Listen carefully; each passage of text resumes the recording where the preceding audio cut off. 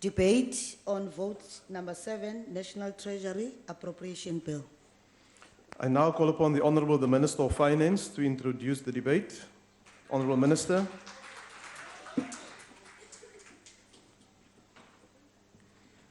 Honourable Chairperson, honourable members, of which there are very few, in tabling the budget vote for the National Treasury for consideration of the House, I need to express my appreciation to the chairs and members of the finance committees who have engaged constructively with the challenges that we face.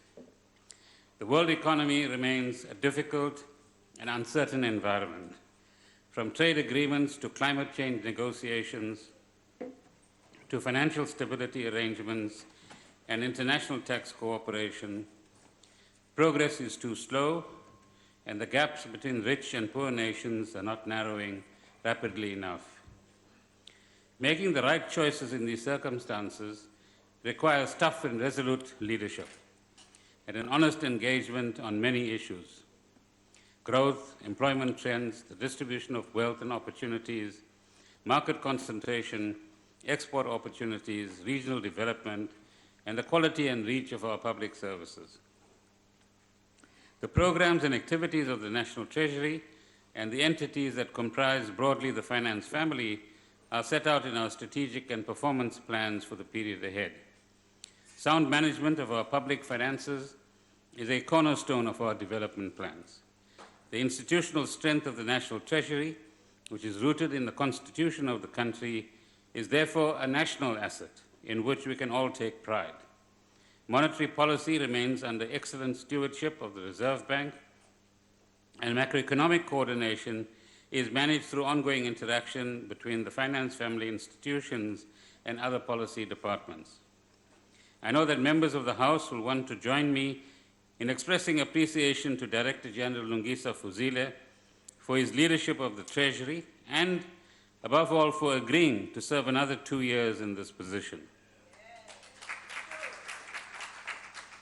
I am pleased to confirm that the revenue and expenditure outcomes for the 2015-16 year were in line with the estimates presented to the House in February, bringing the budget deficit for the last year to 3.9% of GDP, and over the next 3 years, the deficit will be reduced to 2.4%, stabilizing debt as a percentage of GDP and confirming the resilience of our public finances.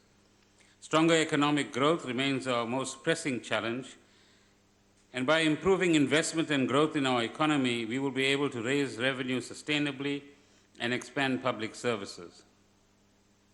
Our growth performance has rightly come under the spotlight in the discussion of several budget votes over the past few weeks. In portfolio committees and in public discussion, the same question has come up so many different contexts. How do we build more houses? How do we improve safety and security? How do we strengthen food security and meet household water needs? How do we improve the quality of health and education services? If we are not able to expand budget allocations, if there is no money for new projects and new initiatives, that's the question. The answer is not just that we need faster growth. We also need a growth strategy that is more inclusive, that creates work opportunities for all, that opens trade and business opportunities across a broader landscape. We need to take advantage of the technologies and innovation that enhance industrial productivity and reduce the costs of communicating and learning. In respect of our economy, when we tabled the national budget in February this year, we indicated that the South African economy would grow at 0.9% in 2016, recovering to 1.7% in 2017. Since then, several observers have lowered their growth expectations even further. We have also seen an increase in consumer price inflation, partly because of the impact of the drought conditions on food prices. However, we remain confident that our fiscal targets for the period ahead will be met. Yet it is clear that bold steps need to be taken to address structural barriers to faster growth. Our efforts have to be focused beyond this year's growth recovery. We have to implement the reforms and measures needed to achieve the long-term growth and employment creation envisaged in the NDP.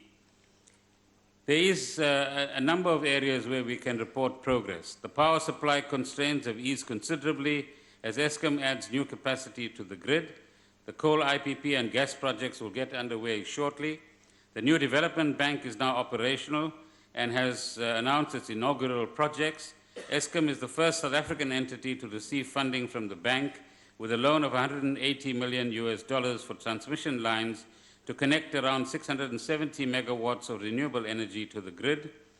Work is in progress on jointly financed infrastructure projects to support Southern African growth and trade. We continue to benefit from rising tourism numbers. Invest South Africa and initiatives of various government departments are addressing regulatory barriers to investment. And urbanization is a stronger driver of social change, improved living conditions, and development. To strengthen urban growth potential means we must undo the fragmented, low-density spatial legacy of apartheid. Precinct investment plans have been finalized in 18 large townships, and over 352 investment projects have been funded with a value of over 4.6 billion rands. Discussions at NEDLAC are proceeding to introduce a national minimum wage and improve the framework for resolution of workplace disputes. In the second half of this year, Honourable Chairperson, we expect to see an improvement in the growth numbers together with a moderation in consumer price inflation.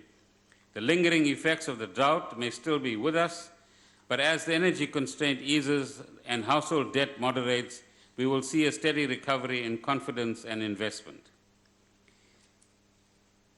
In the immediate aftermath of the financial crisis in 2008, the government accommodated the economic strain that resulted from the crisis through allowing wider budget deficits. This room to maneuver has shrunk, bringing the need for consolidation to ensure fiscal and debt sustainability. In the current constrained environment, we have taken additional steps to improve spending efficiency. In collaboration with the Department of Planning, Monitoring and Evaluation, a series of programmatic expenditure reviews have been undertaken, contributing to a better understanding in a wide range of spending areas, from housing investment to student financial aid to land restitution. This work contributes to the annual interdepartmental consultations in the medium-term expenditure planning process. There is also public interest in these reviews, and I propose to publish summary findings in due course. In the period ahead, we will look closely at government accommodation leases and remuneration trends in central, administrative and policy departments and in public entities. High on the agenda is the review of government incentives. We are undertaking these reviews to improve our understanding of the impact and effectiveness of both tax and spending incentives so that our support for businesses can be better targeted and its impact on growth, jobs and investment optimized. Also under review is our approach to capital budgeting and major infrastructure projects that require multi-year commitments. We need to ensure that major projects are properly costed and evaluated before decisions are taken, that both capital and operating costs are affordable, and that they form part of coherent and agreed regional and sectoral plans. In respect of procurement reforms, the Treasury remains firmly focused on value for money and accountability in the supply chain management process. Procurement of goods, services and works over the next 3 years will amount to 1.5 trillion rands across all spheres of government. This is an enormous amount of money. Wisely and efficiently spent, it can be a great force for good.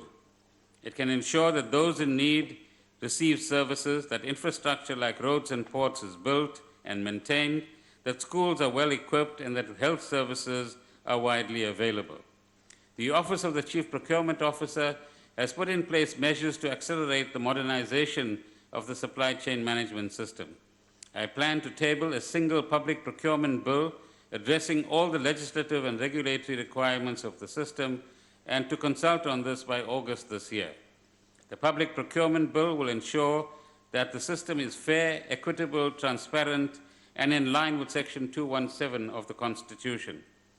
Measures to avoid unnecessary purchases, reduce waste, and to contain costs continue to be prioritized. And amongst these are reviews of the top 100 contracts, which will lead to an estimated saving of 1.4 billion rands a year, review of the government travel regime, which will save 1 billion rands a year, review of all mobile and fixed telecommunications services, saving possibly 500 million rands a year, renegotiation of government leases aimed at saving approximately 2.8 billion rands over the next 3 years, savings of 650 million rands a year through the phasing in of the e-tender portal, and similar amounts through the central supplier database.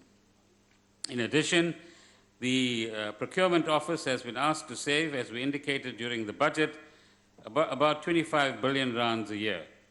In some of the activities that it will undertake, we will review the SOE procurement practices, processes, and contracts. Their procurement plans are also subject to government's transparency and disclosure reforms and will be published on the e-tender portal. The Procurement Office is also targeting the non-payment of suppliers by government departments, and in some cases, suppliers are owed for over 3 years. This irresponsible practice must stop immediately. The Office also reviewed the PPPFA regulations to accommodate support for SMMEs, township and rural businesses, youth and women-owned businesses, and localization. The revised regulations will take effect during June 2016 and will enhance opportunities for SMMEs to access government business, eliminating barriers to do business with the state, reducing red tape, and improving the ease of doing business with government are essential reforms.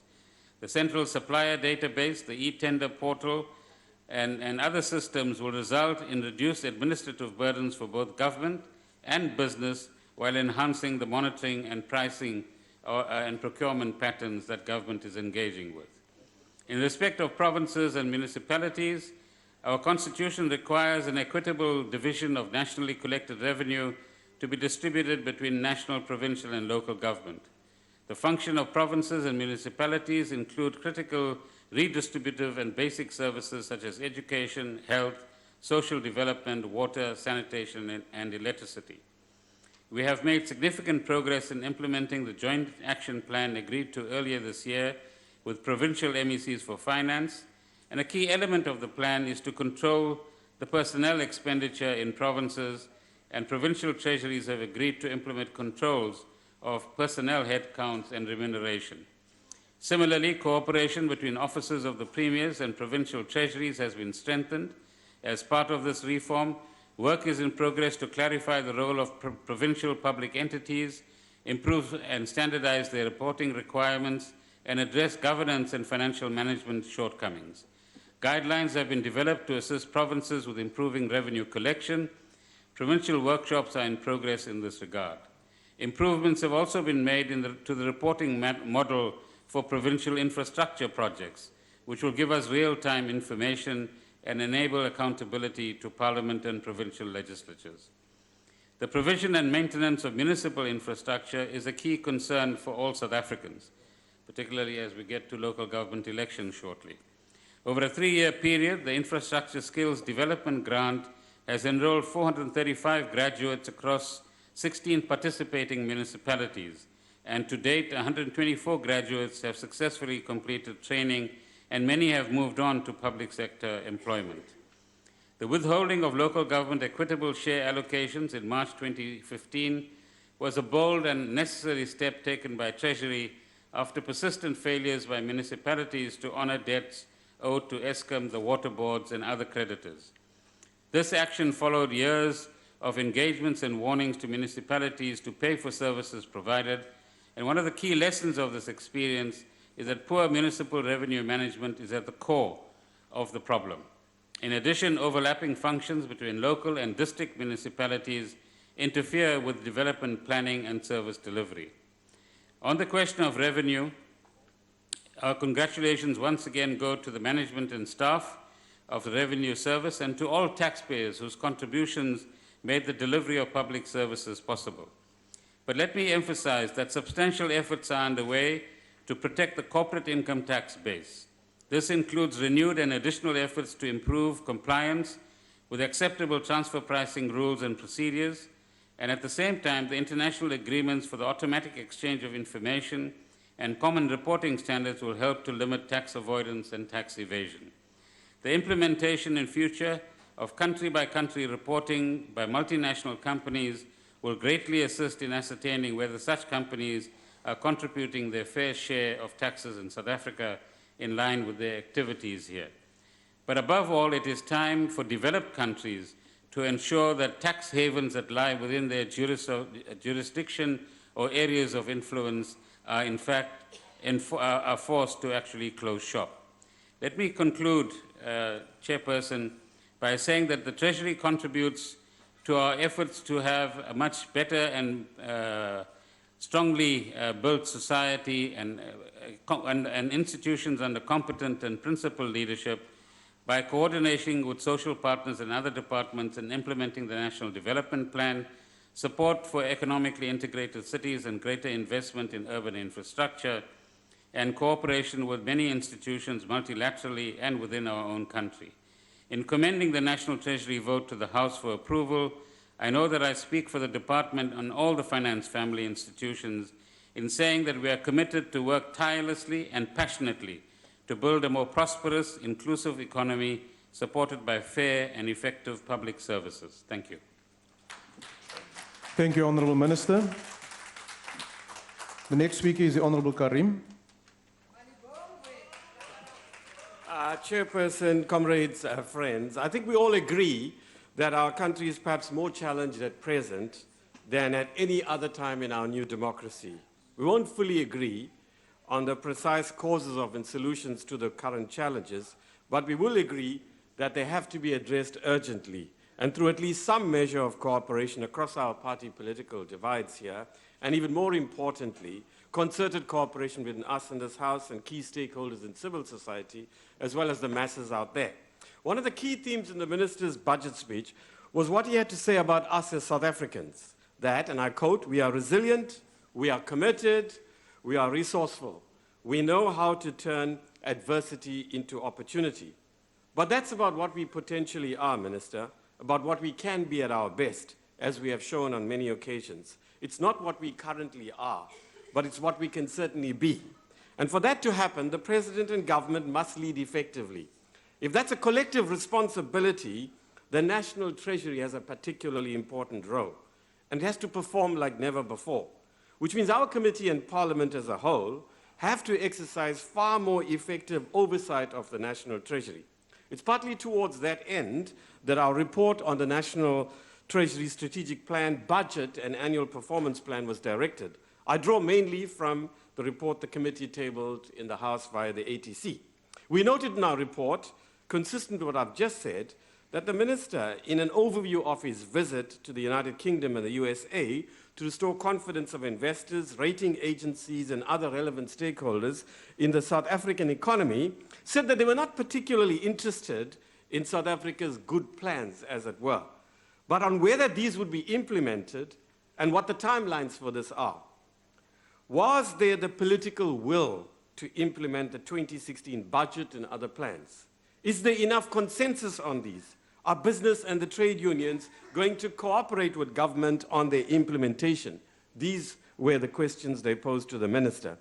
The Minister pointed out that the rating agencies are also increasingly concerned not just with financial metrics, but what the country is going to do to ensure a significant economic growth rate. There is, he said, no simple formula for growth, and that there's a need for a national conversation on how to improve the country's growth rate urgently. He said to, the National Treasury and democratic institutions are crucial to democracy in South Africa and should be given the space to effectively serve the national interest. Many of the issues raised by the Minister, in fact, overlap with the concerns of the committee, and we want to pursue them further. In our report, we raised this year what we said last year, that while the committee monitors National Treasury's responses to its budget vote report recommendations when considering National Treasury's quarterly reports before us, National Treasury should, when it appears before the committee on its budget vote each year, also respond to the committee's key recommendations in the previous year's budget vote report. So we don't cover the same ground, and we see over a year, by reviewing what we said last year and how much of progress there's been, where we should go in the new financial year. While recognizing the difficulties, the committee expressed its concern that the Strat Plan and the APP of SARS had not been finalized. The committee requested the Minister to ensure that the Strat Plan and APP are tabled by the time National Treasury presents its next quarterly briefing to the committee in May, which happens to be 2 weeks from now, or at least explain to the committee why this has not been done by then. The Minister has, since our report, written to the Speaker to seek an extension until the end of July to table SARS strat plan in Parliament. Given the importance of SARS, we urge that this be finalized by then. But in the meanwhile, we will, of course, go ahead with our quarterly review of National Treasury and SARS performance on the 17th of May. We note that SARS has exceeded its target for the past financial year against very difficult odds, and we congratulate them in National Treasury on this. Member Pinky Kekana will deal with this later in this debate. In our report, we also welcome the efforts of National Treasury to more clearly align the national budget to the NDP and the medium-term strategic framework. The committee also welcomed the greater alignment of the department's budget with the NDP. The committee is not clear exactly how National Treasury and the Department of Planning, Monitoring and Evaluation in the Presidency monitor the alignment of departments' programs and budgets with the NDP. The committee requires National Treasury to brief us on this in the next quarterly briefing on the 17th of May. While the committee supports National Treasury's proposal to restore public finances to a stable path, we want to understand the exact indicators used to demonstrate fiscal consolidation and cost containment. The committee requires National Treasury to deal with it in its quarterly reports to the committee. The committee believes that there are far too many advertisements, for example, by remote municipalities, in the national newspapers in English, moreover, on the state of municipality address by the mayor or the budget address of a council meeting and so on. Now, obviously, National Treasury can't fully intervene because local government is a sphere of its own. But within the constraints of that, given that we have a cooperative governance system, we would like National Treasury, through engagement with SALGA and in intergovernmental forums, to draw attention to the absurdities and the wastage that this represents. The committee is concerned too about, needless to say, increase in inflation and the negative impact it's having, especially on the poor. The increases in inflation, of course, also contribute to the recent interest rate hikes, which have, of course, an adverse effect on the economic growth that we are seeking. The committee requires National Treasury, the Reserve Bank, other relevant structures to brief it within 6 months on what the implications of these recent developments are and what can be done to address the negative consequences of this as part of an overall consideration of monetary policy issues by our committee. The committee notes further the Panama paper leaks and the South Africans are allegedly implicated.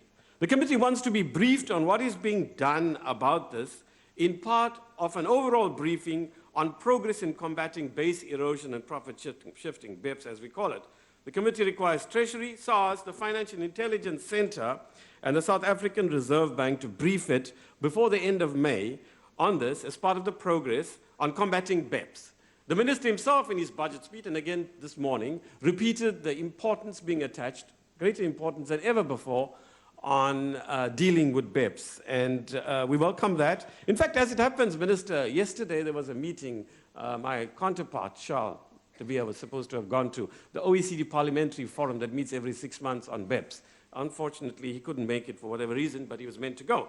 While the committee recognizes the difficulties, it requires National Treasury to ensure that the South African Airways annual report and financial statements are finalized soon, at least by the time of the meeting, which I think set for the 18th of May, to consider these documents. If these documents are not finalized by then, the committee requires National Treasury and the South African Airways to explain the reasons for this.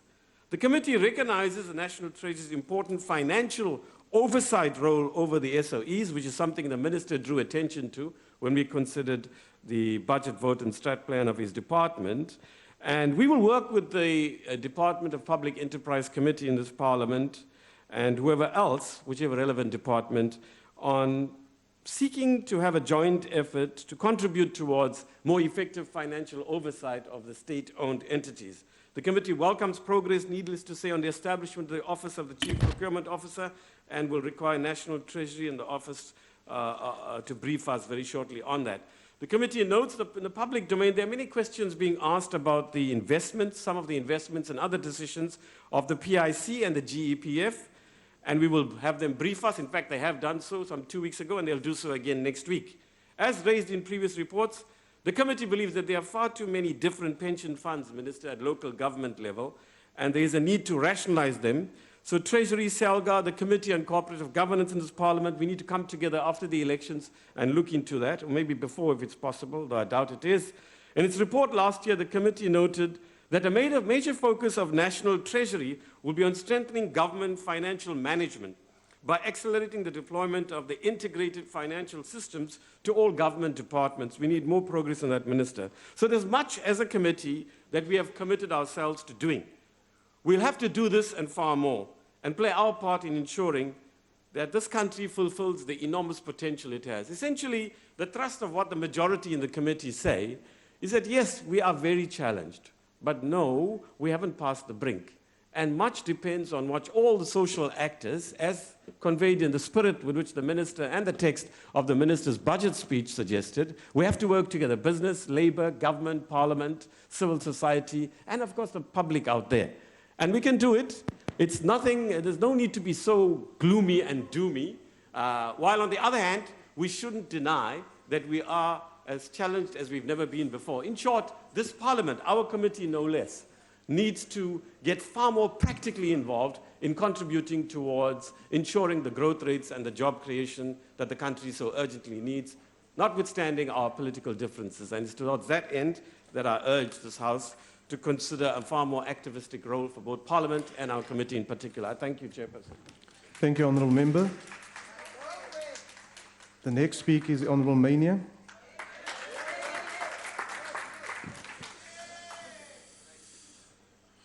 Chairperson, now we all know that the Minister of Finance, Pravin Gordhan, has the toughest job in government in South Africa.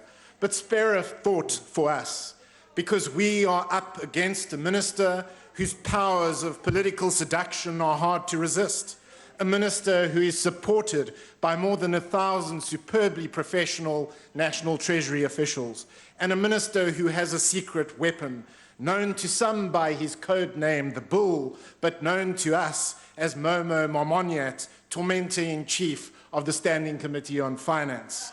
You see, Momo does not seem to be able to draft a bill with less than 200 clauses, which only he understands. And Momo has no shortage of bills. No sooner have we gotten through one bill when Momo arrives brandishing another bill. So being a member of the Finance Committee is to suffer cruel and unusual punishment and to endure what amounts to a legislative waterboarding by National Treasury. Now, Chairperson, we are hurtling towards a sovereign ratings downgrade which will have major implications for everyone and which will spare no one in South Africa. We all recall in his State of the Nation address that President Zuma spoke about doing things differently in order to avoid a ratings downgrade in South Africa. And yet since then, economic growth forecasts have been revised down to 0.6% for 2016. Doubts remain as to whether National Treasury can hold the fiscal line. And worst of all, Dudu Myeni remains the chairperson of Zombie Airlines South African Airways. Now, we all recognize the important work being done by the minister and his team to avoid a ratings downgrade. But the fact is, there is no leadership. President Jacob Zuma is not leading a national effort to avoid a ratings downgrade. There is no focus. Government is not focused on a national effort to avoid a ratings downgrade, and there is no coordination. Government is not coordinating a national effort to avoid a ratings downgrade. And most terrifyingly of all, there is a perception that a ratings downgrade does not matter. The International Monetary Fund, the World Bank, and the ratings agencies are, we are told, imperialist institutions. And besides, we've got China waiting to bail out South Africa. You've only got to listen to the Minister of State Security explain that the crisis in Brazil is the result of a destabilization campaign by the West to understand the rubbish masquerading as economic intelligence that is being whispered in the presidential ear by the spooks. All this makes it impossible for the minister to bring together a coalition for change, to mobilize the political resources necessary to lead a national effort to avoid a ratings downgrade, and the political resources necessary to lead an effort to grow the economy and create jobs in South Africa. The minister has called on government, business and labour to work together to avoid a ratings downgrade. But the fact is that government itself is not working together to avoid a ratings downgrade. The minister is on the field and he is at the crease, but his back has been broken by his own cabinet colleagues and comrades. That is the truth. And in the end, politics is killing economics in South Africa.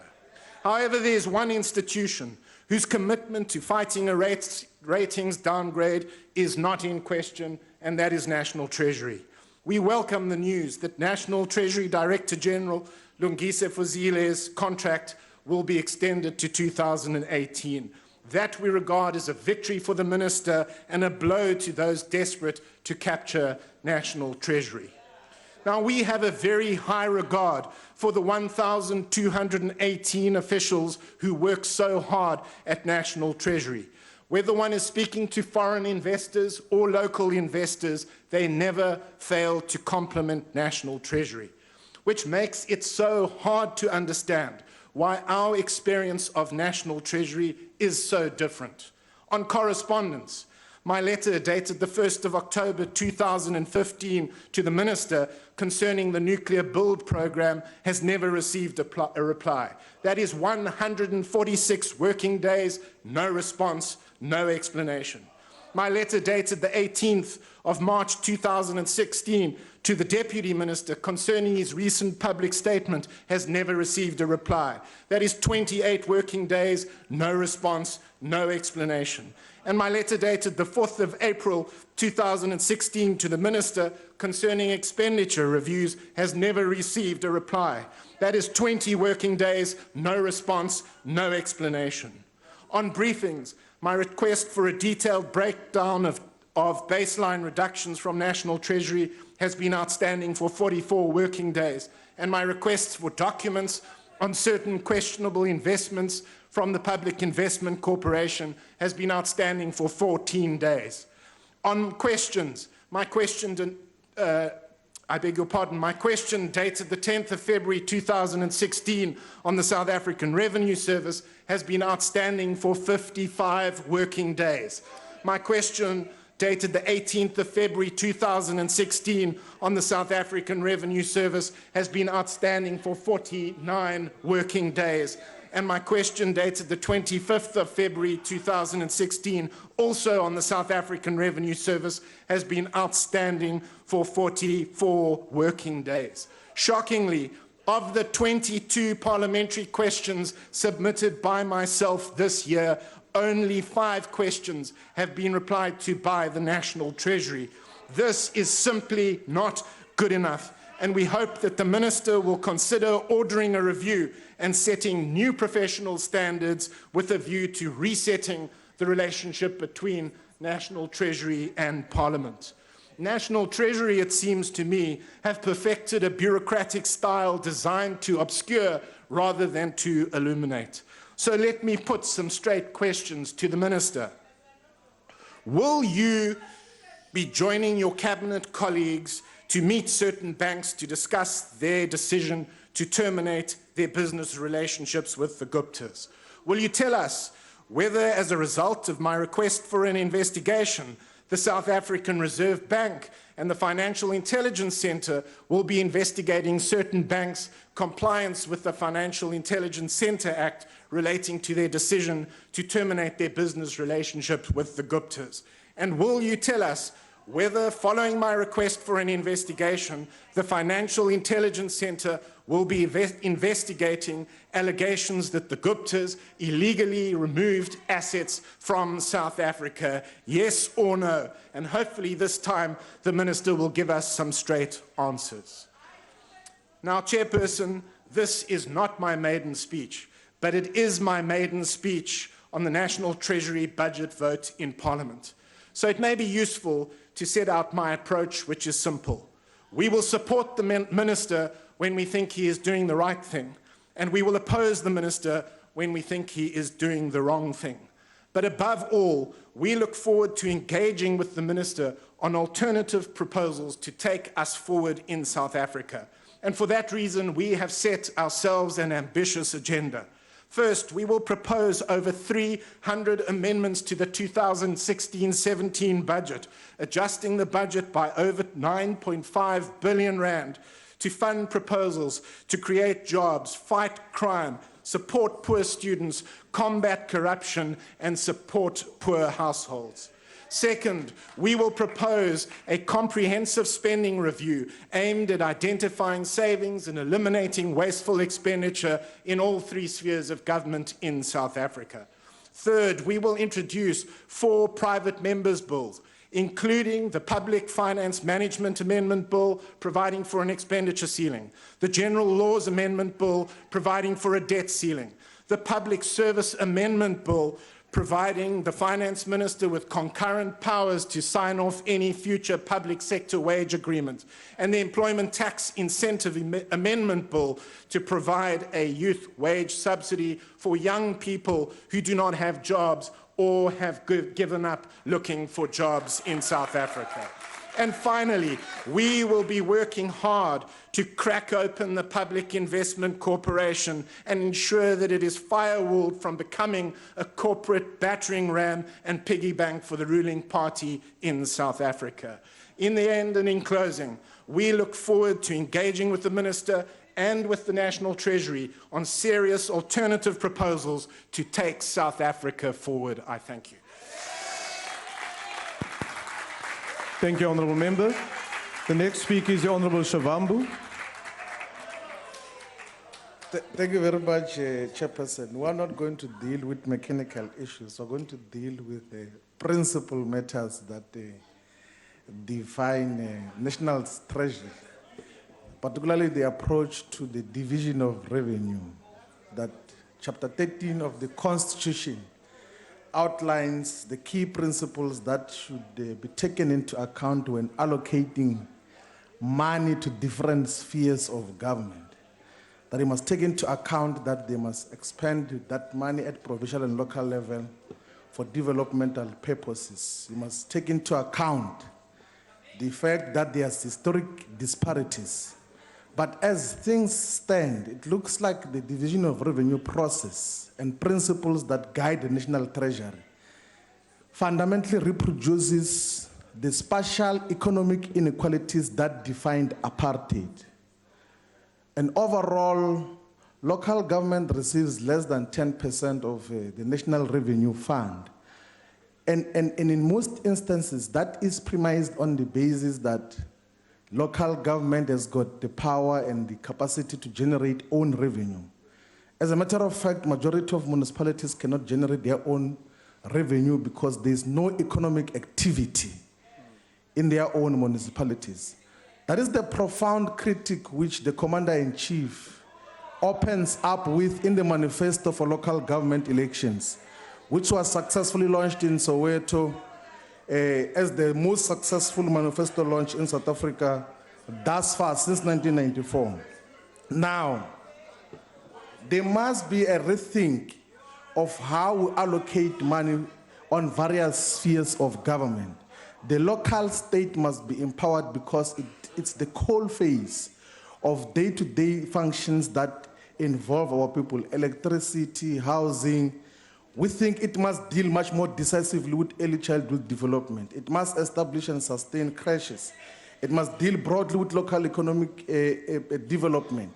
It must assist the local economic role players to add value in terms of what should happen. That is a principal issue which you must look into, that perhaps the manner in which you conceptualize local government rendered local municipalities to be wrong instruments to better the lives of our people.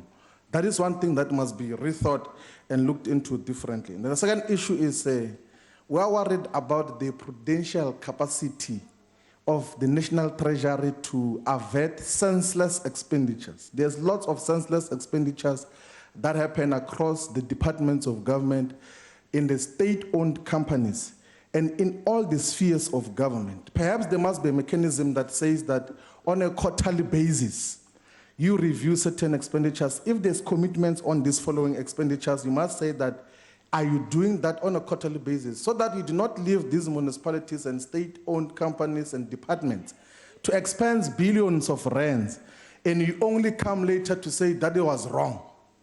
Or you dissolve municipalities and say, no, we were not supposed to do that. There must be a mechanism that, I think that the world is moving towards a prudential regulatory approach to how money is expended in all those areas. I think that is a key issue which you must take into consideration. During the budget vote, you made a commitment that you're going to take a different approach to the issue which we raised when we arrived here in Parliament on illicit financial flows. There has not been action yet. And money is still leaving the country in terms of what should happen. And we have always suggested and given you a concrete proposal that let us legislate a law that says that tax avoidance in all its forms should be illegal. We must illegalize all forms of tax avoidance, because these corporations in the retail sector, in every sector of society, in the mining industry, everywhere else, continue to avoid taxes. And unless you deal with those issues far much more clearly, Honorable member, the EFF your will not time is support now the expired. budget as presented. Thank you very much. Thank you. The next speaker is the Honorable Msimang.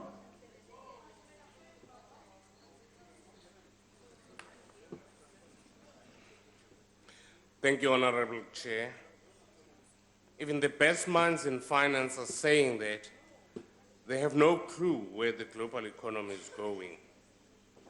Global economic growth remains in a state of uncertainty and is worsening, as even we see our developed world central banks being left with less and less resources with which to prop up their respective economies.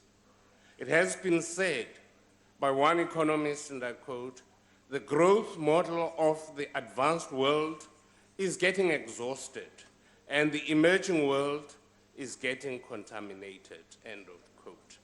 Make no mistake about it, a global recession is a very real possibility, and emerging economies are where the developed world will be looking to provide demand to support their growth.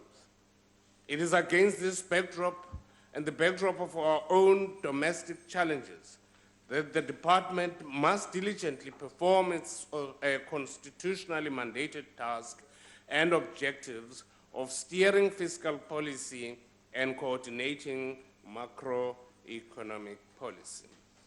Every fiscal rand earned must be well spent. State-owned companies and their current high degree of mismanagement are shining examples of money not well spent and are simply a drain on the fiscus.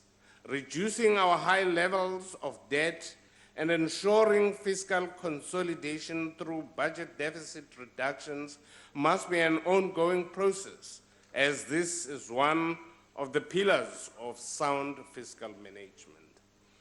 It gives us immense confidence that under the current minister, this will be done. And this was further entrenched by the favorable news of the 2 years extension of Treasury Director General Lungisa Fuzile's contract. Mr. Fuzile is a known quantity, has proven himself in the position, and we are confident that by the appointment, our path towards fiscal consolidation will continue. Honorable Chairperson, Treasury has the unenviable task of meeting almost unlimited fiscal needs with limited funds. It must therefore ensure that through its allocation of budget, the country's social and economic needs are met and that the ground is laid for maximization of economic growth. Infrastructural supply-side constraints must be eliminated or reduced. The SARS strategic plan and APP must be finalized. It is also imperative that SARS and Treasury resolve their apparent differences and start working together. Division will not assist the country. The imminent threat to a sovereign ratings downgrade and its intended higher borrowing cost on a borrowing bill currently sitting around 140 billion rand per year is a cause of grave concern.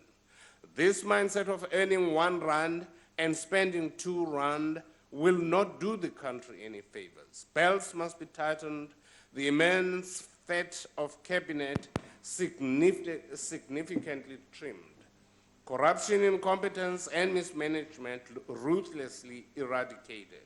Effective, efficient, transparent service delivery must be the order of the day, with sound and strategically competent departmental allocations coupled with vigilant oversight being the sine qua non. The IFP supports the budget vote. I thank you. Thank you, Honourable Member. The next speaker is the Honourable Sheikh Imam. Thank you, Honourable House Chair, Honourable Minister. When you don't agree with people, then they say you belong to the ANC branch. This is what it is all about. But Honourable Minister, let me commend you. I think when the rand was being battered, there was a hue and cry in the country. Now that the rand is starting to perform, nobody is saying anything about it. The National Treasury has a huge responsibility to manage state funds and steer the expenditure of our country through stormy economic waters. As the custodian of state funds, the National Treasury has been allocated 28.5 billion for the 2016-27 financial year to execute its mandate. This allocation represents a decline of 7% in real terms from the previous financial year. We commend the National Treasury for responding positively to the call by the Honourable Minister of Finance for austerity in state spending and leading by example. Honourable Minister, I must agree with my colleague from the Economic Freedom Fighters that 9% or under 10% to spend in local government is far too little. Too much of money is being spent in the middle sphere, which is the provincial sphere, and I think more money must be spent on the local front, on the local level. In addition to its responsibility as custodian of state funds, the National Treasury also has a responsibility to ensure that all state departments, entities, provinces, and local structures pay monies owed by them on time. Many small businesses have ground to a halt and have become insolvent because of undue delays in payments from government. The National Freedom Party believes that the National Treasury should pay directly where structures of government fail to comply and institute punitive measures against those structures of government who are found wanting in compliance of financial management regulations.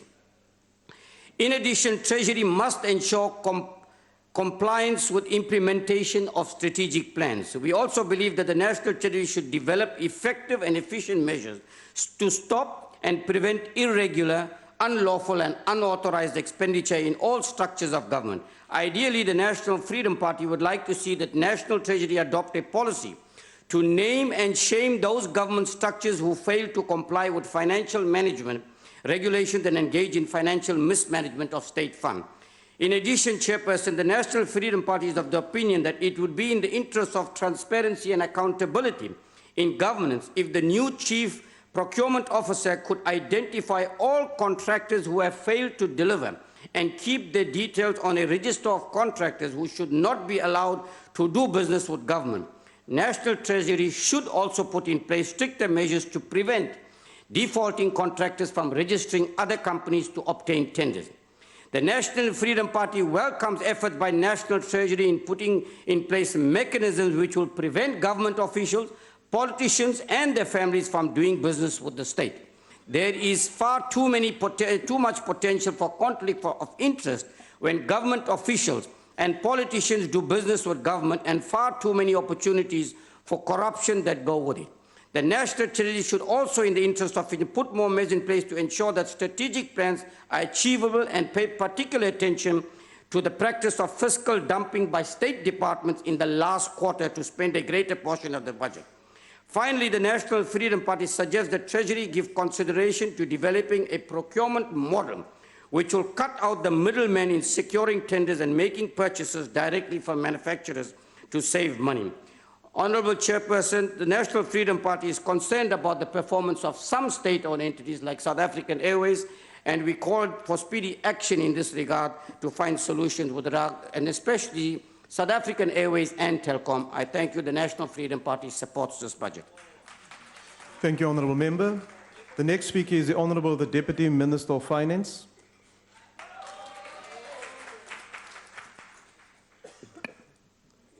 Honourable Chair and honourable members, comrades and friends, thank you for the opportunity to participate in this crucial vote debate of National Treasury. My focus will really be on three main issues. Firstly, reinforcing the constitutionality of our work, the fiscal sovereignty, and thirdly, the highlights of the work we're doing in different National Treasury entities. As we reflect on the progress we made since the dawn of democracy 22 years ago, it is important to connect the progress we have made in transforming our society to two critical pillars. I have decided to give some special focus to these pillars. The first is our Constitution and the suite of laws that this democratic parliament passed over the last 2 decades. The second pillar, to which we owe much of our progress, is our fiscal sovereignty. So in celebrating 2 decades in which all of our peoples could truly claim South Africa as their own, we are surely reminded that strong institutions are the foundations of both our enduring democracy, a modern, vibrant, and inclusive economy. The institutions that protect freedom and that contribute to rising prosperity face new challenges every day and have to be renewed continuously for the emerging active citizenry and the opportunities provided by global and local markets. The institutions for which the Ministry of Finance and National Treasury are responsible are both guardians of democracy and good governance, as well as instruments of economic and social development. The key principles on which the public finances rest are freedom, economic opportunity, transparency, accountability, fairness, and the rule of law, as well as opportunity for the disadvantaged and sustainability and growth.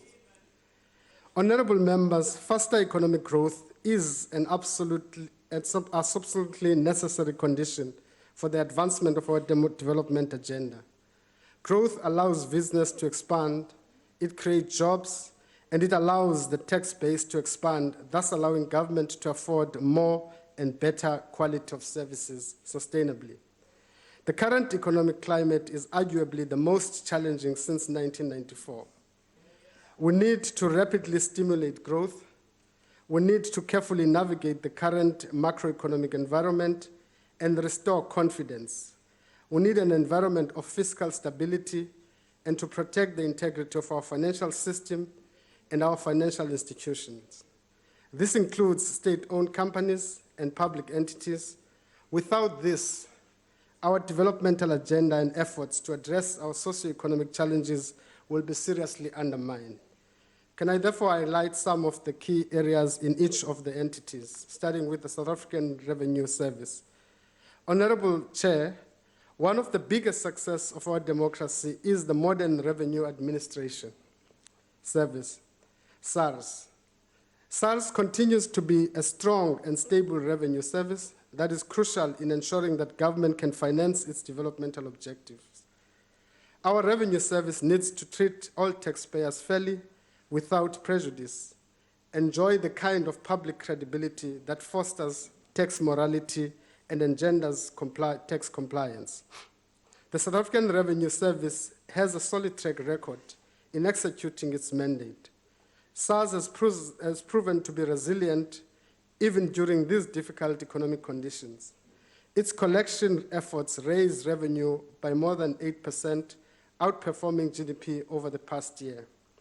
In order for SARS to collect its target of 1.69 trillion in 2016-2017 financial year, they will have to remain innovative and focused. South Africa has an early adopter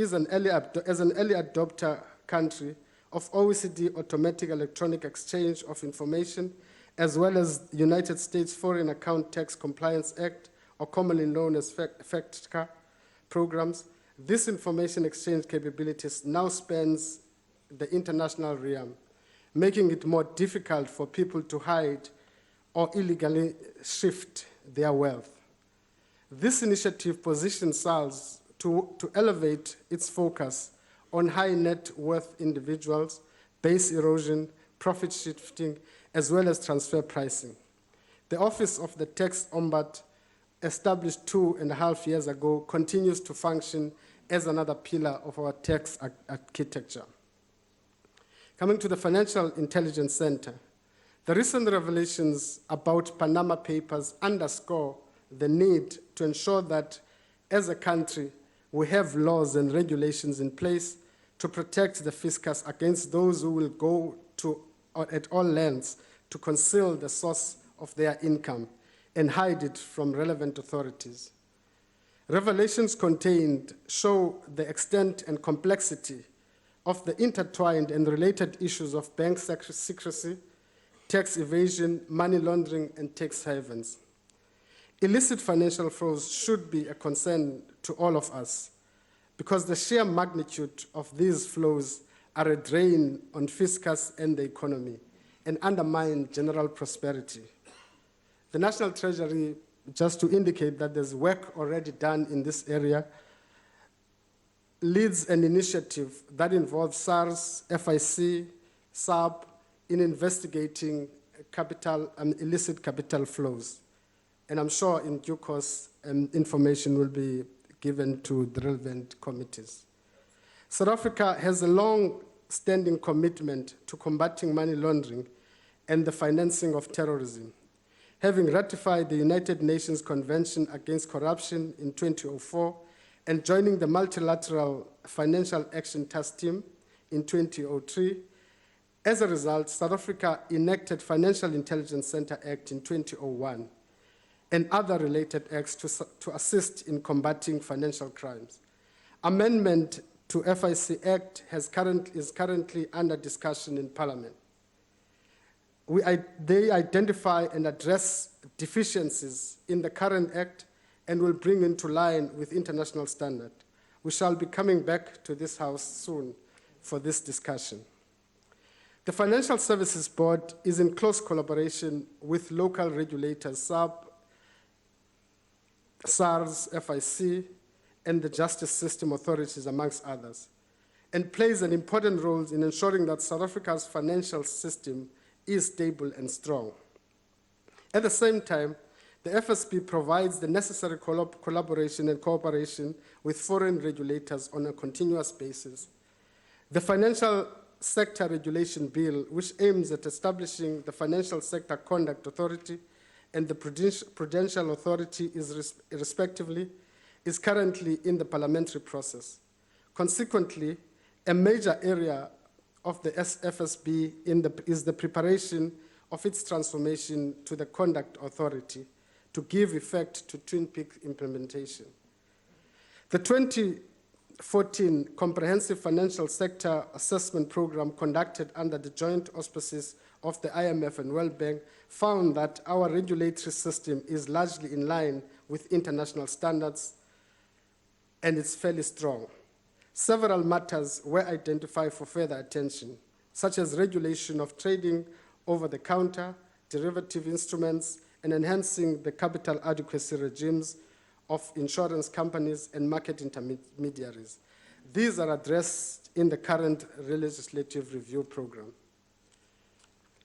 The Government Employee Pension Fund is the biggest and one of the few surviving defined benefit funds in the country, which ensures the security of income in retirement for its members. Public servants who are members of GEPF should not be enticed to cash in their pension by resigning because it has huge implications for them in the future. The Government Pensions Administration Agency is modernizing its administration system to ease the process of pensioners accessing their pension. On behalf of GEPF, the PIC manages the monies saved by GEPF members. With more than 1.8 trillion under management, the success of the PIC is critical in ensuring that as a defined benefit fund, the GEPF will always be able to meet its obligations. I must say that I think governance has been strengthened within PIC, and there are clear mandates and investment policy that guide its investment decisions. The PIC will invest 70 billion in developmental investment in the next 3 to 5 years to drive economic growth and job creation. The sectors that PIC will focus on are agriculture and agro-processing, mining and beneficiation, manufacturing, infrastructure and real estate, social infrastructure, energy and energy. The PIC will further allocate about 1 billion towards investment in small and medium enterprises. These investments are expected to improve the risk profile of our client portfolios and deliver sustainable returns. The PIC has allocated a further 5 billion towards job saving in vulnerable sectors such as mining, construction, manufacturing. We will continue to strengthen its governance as we proceed and with the implementation of these. Honorable members, I can also report on the Development Bank of Southern Africa in playing an increasingly active role in financing municipal infrastructure and supporting economic growth. The bank delivered a strong set of developmental and financial results for the recently concluded year, increasing its infrastructure by 30% from 21.4 billion the previous year to 28 billion in 2015-2016. Support to the municipal market exceeded 8.2 billion last year, and the bank continues to strengthen its work within the municipal space. One of the most critical sectors for job creation is the agricultural sector, but it has been hit by drought, as we all know. The sector has significant potential, especially for commodities for exports such as specialized crops, horticulture, etc. In line with the NDP, the strategy driven by the Land Bank is therefore premised on continuing to invest selectively in the sector in order to support areas of high growth potential. Part of that is strengthening the collaboration with private sector to ensure that we drive growth and job creation through agriculture. Coming to the South African Airways. The South African Airways continue to make progress in the implementation of its long-term turnaround strategy. But in order to maintain a competitive edge, SAA needs to significantly reduce losses and increase revenue. We expect more from the company and its leadership in this area. We're working very hard to put together a package of measures to move SAA towards long-term financial sustainability. Some of the measures included in the package are the following. Firstly, we're finalizing the process to appoint a full-strength board. Secondly, once appointed, the board will have to finalize the process of appointing competent executives in vacant positions of the COO and CFO, amongst others. Thirdly, the full board and executives will accelerate the implementation of long-term turnaround strategy, including the process of rationalizing our airline businesses. Once all of these things are implemented, government will be in a position to consider the possible support that will enable SAA to table its annual financial statement for the last 2 years as a going concern. Honorable Speaker, the strength and resilience of our institutions are critical foundations for growth and development. Of special importance over the period ahead is the need to expand cooperation of our development finance institutions with private sector financial institutions to broaden investment in the infrastructure and support partnerships in financing growth. The quality of governance and integrity of our finance family institutions are critical building blocks of faster and more inclusive growth and development strategy.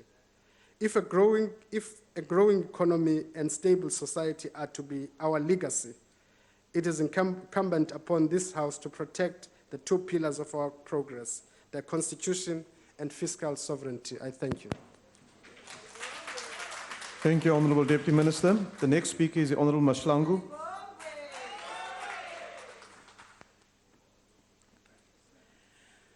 Honourable Chairperson, Honourable Ministers and Deputy Ministers present here, Honourable Members and our guests, good morning.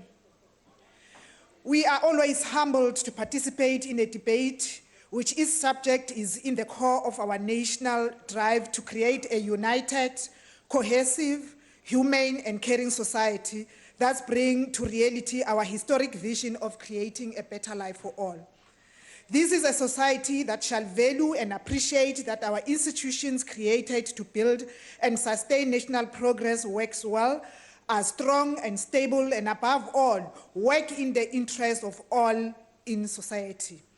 We are humbled by the continued focus of the South African Revenue Services on the job at hand and has, for the first time, collected well over R1 trillion despite constant efforts aimed at weakening it to a point of dysfunctionality and reputational morals. Honourable Chairperson, we commend efforts that are being taken to bring stability that's protecting the impetus of these institutions, because it is the poor of the poorest that stand to suffer most if we have a weak SARS, which do not enjoy the trust and confidence of the people. We have also noted with appreciation that the intervention of national government in provinces under distress has brought back stability in those provinces, such as Limpopo. The success of this intervention is common cause, as it has widely been published. When we stand here and report about this national progress, Honourable Chair, we do so out of humility, not grandstanding. For we know, in as much as we report about this massive progress our nation has achieved in its infancy, that there remain many other people who are yet to accrue those fruits of democracy. When stand here and talk about this progress, such as the one we have made of strengthening our financial institutions and gearing them towards an inclusive, progressive economy, we do so with a singular purpose, that of inspiring hope that change is indeed happening. Chairperson, in the period since 2008 economic downturn, our government has single-handedly invested massively in financing infrastructure out of the belief that it serves not only to dismantle the imbalances of the past, but also act as an important economic catalyst necessary in the medium term to offset the adverse impact of the economic global downturn. The Operation Phakisa is such a plan of bringing faster, coordinated and focused economic interventions during this difficult economic period by pioneering new industries with potential to create many jobs and ignite economic growth. President Jacob Zuma gave a detailed account of Operation Phakisa when he was at Nelson Mandela Bay Metro on the 8th of April 2016. To mention but few, he highlighted that government has unlocked investments amounting to about 17 billion rands in the oceans economy, and that since the inception of Operation Phakisa Oceans Economy, over 4,500 jobs have been created in the various sectors, and over 7 billion rands had been allocated by Transnet National Ports Authority to improve our ports.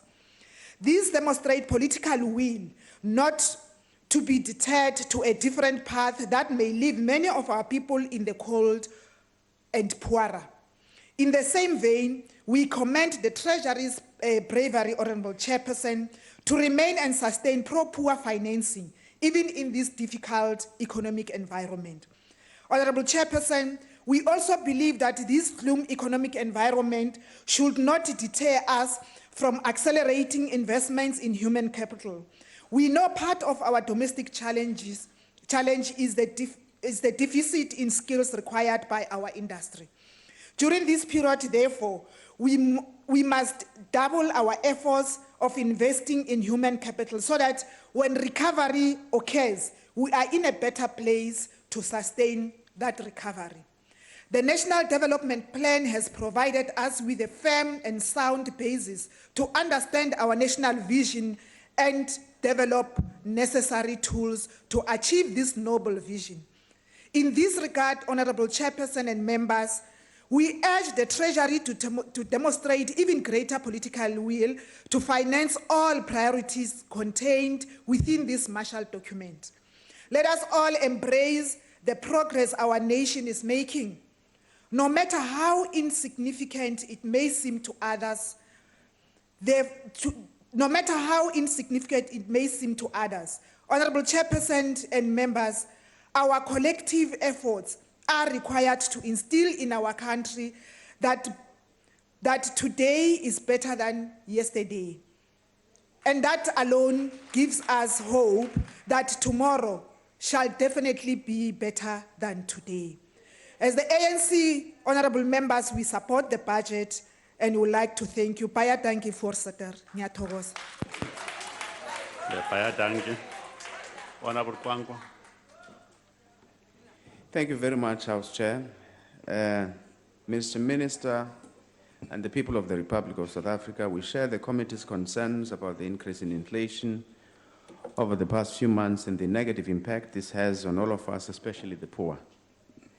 However, Mr. Minister, I want to return to an issue that we keep raising as the United Democratic Movement, that we're of the view that the time has come for us to give the central bank a dual mandate. The reason for this is simply because if you look at other central banks around the world, look at, for instance, if you read the statement of the Federal Reserve Bank, the December one, where they decided to increase the interest rate by 0.25 basis points, you'll clearly see that because they have a dual mandate, they were able to talk more about what's happening in the labor market and what also happens to the inflation rate. So, because they're trying to avoid this pursuit of the inflation rate or the inflation target to the exclusion of other very important objectives. When you look at it, is that it's almost like you as government and for example, you representing the fiscal side of policy. You are busy trying to put in place a counter-cyclical fiscal policy stance, trying to push up, say, a car up the hill because it's not starting, because it's not going very well. And you have the monetary policy trying to do the opposite, pushing you down the hill. And then after that, we say what is happening to the economy. We also are saying there are certain issues. For instance, we spoke, government has been speaking about expenditure, curtailing expenditure on foreign travel. Not so long ago, 2 weeks ago, we actually wrote a letter to the Speaker of the National Assembly, bringing it to our attention, an issue that happened last year where senior officials in Parliament traveled to England and Scotland on a study visit. But all of that happened during the period of the Rugby World Cup, and it cost Parliament a fortune. Almost R1 million was spent on that trip for 5 people. In one of the instances, I think one of the officials actually spent about 15,000 rands a night on a 5-star hotel. Now that tells you that there's no commitment actually to do exactly what you've been doing and what you've been promising in government, so you need to look into that. The other very important issue, in light of the recent Stats SA report, which confirmed once more that the youth bear the brunt of poverty and unemployment in this country, we should question whether the time has not come for us to evaluate the effectiveness of the current youth wage subsidy and a host of other measures that we've taken to fight youth unemployment in the country. In particular, we should determine the extent to which this youth wage subsidy in its current form marginalizes the rural youth. It is a damning indictment of the policy reforms that we've undertaken since 1994 that inequality, and in particular youth unemployment, have worsened rather than lessened over the years. This has resulted in the disillusionment of youth with the current policies that raises their sense of solidarity and willingness to revolt, because they view this as an important outlet for their frustration. The longer we ruminate about our extraordinarily high youth unemployment levels and about how to solve this problem, the more self-justifications our youth are going to find for their anger. the United Democratic Movement supports this budget vote. I thank you so much. Thank you very much, Honorable Groenewald.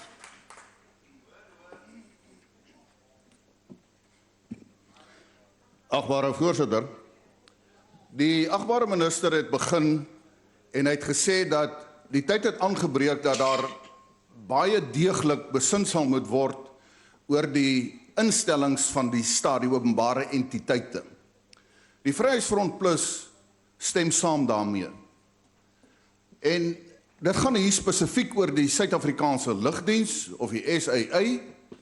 En ek wil die agbare minister gelukwens dat hy ingegryp het op 'n sterk manier in terme van die transaksies wat betref vliegtuie. Maar die agbare adjunkminister het hier gekom en hy started with a turnaround strategy from the department side. Honorable Deputy Minister, I agree. The problem is that the SAA already had 10 turnaround strategies. So I hope at least that the department's turnaround strategy will bear the fruits of good governance and financial management. Maar wat is die probleem met die SAL? Die SAL is tegnies bankrot. En ons sien dit mos nou. Want op die oomblik is daar geen finansiële state wat ingedien word nie. Hoekom nie? Want dit gaan hier so oor 'n 5 miljard rand se subsidie wat hulle vra van die tesourie. En die tesourie sê aan die een kant, maar ons wil eers sekerheid ondernemings van die hele kant af hê voor ons die 5 miljard kan gee.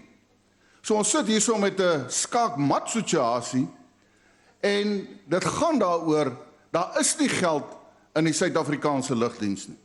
Maar die ergste, voorsitter, is die Suid-Afrikaanse lugdiens gaan en hy gaan gee 'n 5 jaar kontrak wat hy gaan sluit met Bafana waar hy hulle borg. Nou laat ek dit dadelik sê. Die Vryheidsfront Plus het nie 'n probleem as sportspanne geborg word nie. Ek sou daarom gesê het en gedink het dat as jy 'n span borg, moet die span daarom so nou en dan wen ook. Bafana het so 'n bietjie 'n probleem wat dit betref. En hy teruggesak tot op die 70ste posisie op die wêreldranglys. So is 'n bietjie 'n probleem. Maar afgesien daarvan, dit gaan hier oor die beginsel dat die Suid-Afrikaanse lugdiens, wat tegnies bankrot is, nog gaan en die belastingbetalers se geld gaan gebruik om 'n borgskap te gee aan 'n sportspan. Hy kan dit eenvoudig nie bekostig nie. En agbare minister, die Vryheidsfront Plus, ek het nou al vrae gevra, ons weet nog nie presies wat borg hulle en vir hoeveel en wat die bedrag is nie, maar ek aanvaar u sal vir my die antwoord gee. Maar ek wil vra vir die agbare minister om direk in te gryp by sulke tipe van aangeleenthede. Die ander aspek is dat sedert 1999 het die SAL al reeds meer as 30 miljard rand se subsidies of bailouts gekry. Dit is die werklikheid. Daar is party wat praat van selfs 45 miljard rand. Want dit is mos nou eenvoudig.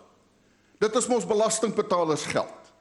En as ek 'n probleem het, dan gaan ek maar net na die tesourie en hulle moet die geld gee. Agbare minister, die Vryheidsfront Plus doen vandag 'n beroep op u.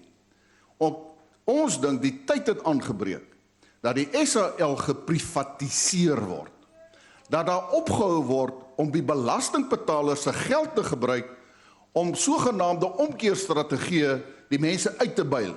Want dit het bewys, hulle kan dit nie regkry nie, privatiseer sodat dit nie meer 'n las is vir die belastingbetaler van Suid-Afrika nie. Ek dank u. Baie dankie. Opa.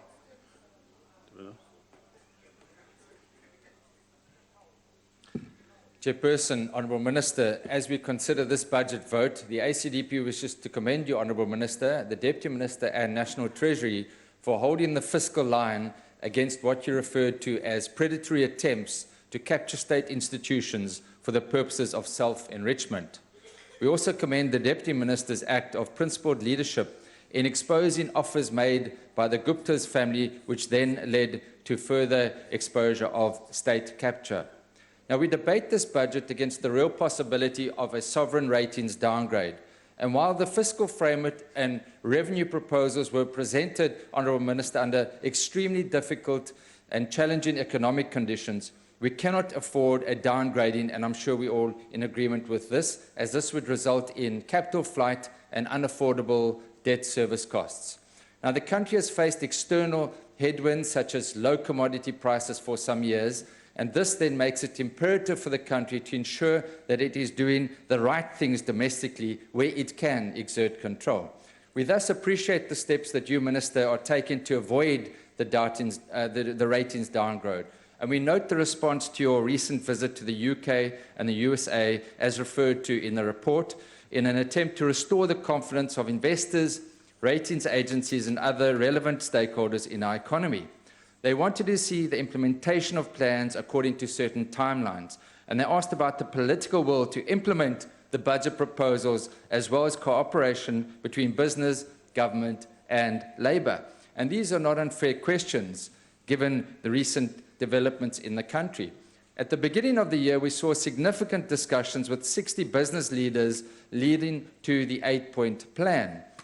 The question is this plan still on course? And of particular significance is that relating to policy certainty. In our view, there are certain difficulties now if one has regard to last week's bombshell announcement by the mining minister on the 26% BEE shareholding to perpetuity. While not debating the merits of that announcement, the fact is that it was made without any consultation with the mining companies or Labour, and this is, in our view, unacceptable, as it has broken a time-honoured tradition of at least consulting before such an important decision is made. Do you not think, Honourable Minister, that this has damaged efforts to find a shared language between government, business and Labour to address the low growth and unemployment facing the nation? Chairperson, the ACDP welcomed the establishment of the Chief Procurement Office, a type of tender regulator. Mr. Brown is expected to achieve significant savings by cutting travel, construction, lease spending over the next 3 years. And the question arises whether he's receiving sufficient support from other departments and ministers. How does one deal with tenders that are specifically framed so that only one preferred company will qualify? This seems to have been the case with certain correctional services tenders. The ACDP was pleased to learn that the CPO instructed the Correctional Services Department to cancel an irregular tender of $378 million for an inmate management system, and there is an issue relating to holding the Commissioner personally accountable for any fruitless and wasteful expenditure incurred through this cancellation. Now, this is a welcome development.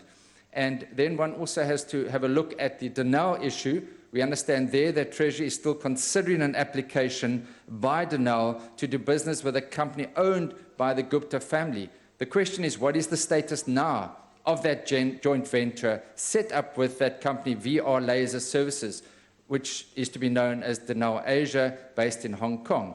As we know, VR Laser is among the firms forming part of Oak Bay Investments. So these issues do raise a number of concerns. But to conclude, we would like to thank the Minister, DG and staff at National Treasury for holding the fiscal line and for protecting our public finances, notwithstanding the many challenges facing them. The ACDP will support this budget vote. I thank you. Thank you, Honourable Swart. The Honourable Teres is the maiden speech.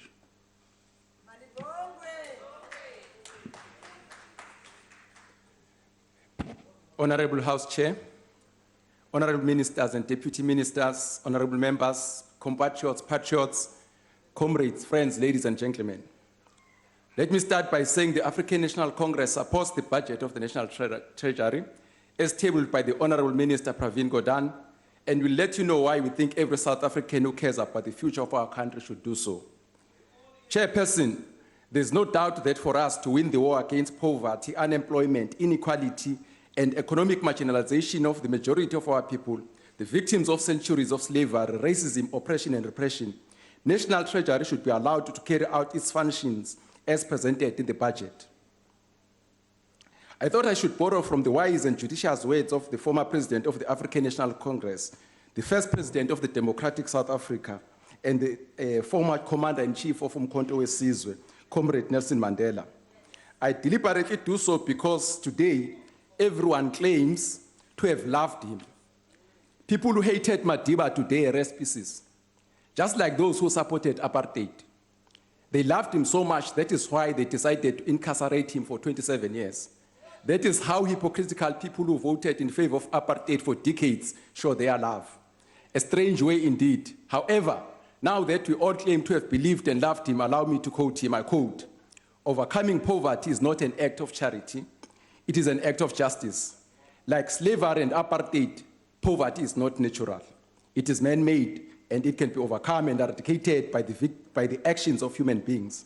Sometimes it falls on a generation to be great. You can be that great generation. Let your greatness blossom," unquote.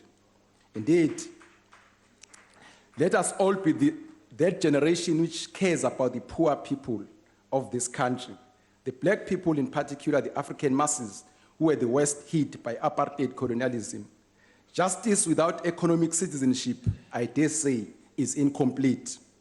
Honorable Chairperson, the African National Congress supports this budget because, amongst other things, it gives men and women tasked to look after our coffers tools to perform their duty efficiently. We agree that we need to ensure that we do not live beyond our means. Yes, Minister, we agree that the deficit should be contained. We also agree, honorable members, that the debt should also be contained so that we do not find ourselves in a situation we got in 1994, when the ANC took the reins of political power. We found a government which was bankrupt. We found a government which was bankrupt because billions of our resources had been used to protect white privilege. We found a government which was bankrupt because the resources of motherland had been used to buy arms to kill and maim our people. We found a government which was bankrupt because its resources had been used to unleash terror in Maseru, in Gaborone, in Matola, in Babane, in Lusaka, in Rwanda. We found a government which was bankrupt because its resources had been used to kill Griffiths and Victoria Mxenge, Joe Kabi, Kondile, Jameson Ngomezulu, Washington Pongo, Steve Biko, Musolodi, Mukherane Mutaunge, the Craddock Four, unarmed children in Soweto, Kwamashu, Lamontville, Kwalanga. The list is endless.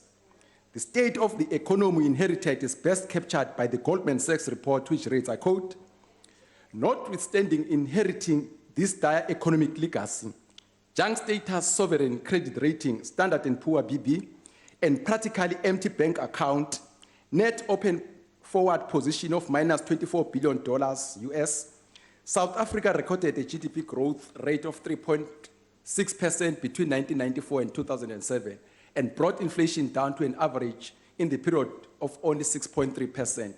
The report continues to say, importantly, these impressive performances through the period transformed South Africa from an $80 billion US economy to a 350 billion rand US economy today, accompanied by prudent monetary and fiscal policy, I quote. Thank you to the black, green, and gold that today we're in a much better position. Siyaquba. Honorable Chair, honorable members, we acknowledge that our fiscal position has deteriorated in the previous years, especially after the global economic crisis, which was not of our making. It was as a direct greed of the West, but unfortunately, we also became collateral damage in the process. What was our response to these challenges, honorable members? The ANC government decided, amongst other things, to spend more on infrastructure. Between 2009 and 2014 fiscal years, the ANC-led government spent about R1 trillion on infrastructure. More than 800 billion rand will be spent on infrastructure in the current MTEF period. This has been possible because we gave National Treasury means and resources to perform this important function. Chairperson, we should pause and ask ourselves why the democratic government is spending so much on infrastructure. The answer is a simple one. We are correcting the mess visited on our people over centuries by white minority regimes. The majority of the people of this country, the black people, were never considered to be deserving of infrastructure, let alone decent infrastructure. It is a mess which thought that we did not deserve electricity. It is a mess which thought black people did not deserve shelter. It is a mess, comrades, fellow countrymen, who said we're not deserving of schools, hospitals, clinics, to mention but a few, who are doing all this using fiscus. Unlike the Marshall Plan after the Second World War, we do not have foreign countries that are either donating funds for us to rebuild our country or giving us soft loans. This was a very critical and strategic intervention by our government. It was meant largely to achieve the following. One, to stimulate growth through increasing public sector investment and therefore aggregate demand, to crowd in private sector investment, to protect much needed jobs both in the private and public sectors, to avoid recession. Honorable Chairperson, that is why today we can say this ANC government has been able to electrify 86% of households in 2014 from 69.7% in 2001. This has ensured that many of us who grew up, underline, in permanent load shedding today have access to electricity. From 2001 to 2014, households with access to piped water increased from 61.3% to 90%. Those of us who grew up from disadvantaged black communities are perpetually indebted to the African National Congress for this important source of life. We've been able to provide 79.5% in 2014 from 62.3% in 2002 of access to basic sanitation services.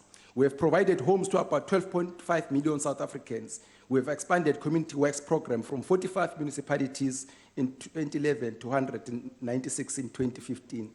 Honorable members, these developmental strides we're all confidently quoting today would have been impossible without the prudent management of our finances by the National Treasury, working with other committed government departments, SOEs, and other government delivery agencies. That is why we in the ANC support the budget. Honorable members, allow me to pay tribute to the multitudes of employees of government, state-owned companies, and agencies who have made it possible for this country to reach the milestone it has over the past 22 years.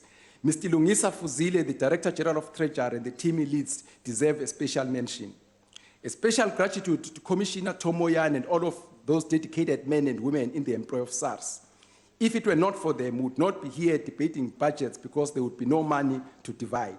SARS hit the 1 trillion mark under very difficult economic conditions, and congratulations. Again, honorable members, economic recovery and growth are no guarantees that all people will benefit. We can no longer rely on the discredited economic theory of trickle-down economics. It has been proven that it does not work. National Treasury, as custodian of the national purse, will have to ensure that all South Africans benefit from economic growth. The budget is an important lever to ensure inclusive growth. Lastly, investment can only come to our country if we are seen to be stable.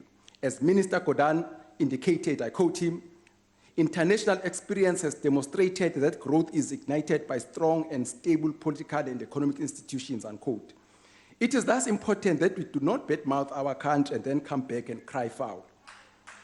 To give our country a chance to grow its economy, we also need to tone down on our political grandstanding, particularly when we're in front of the media.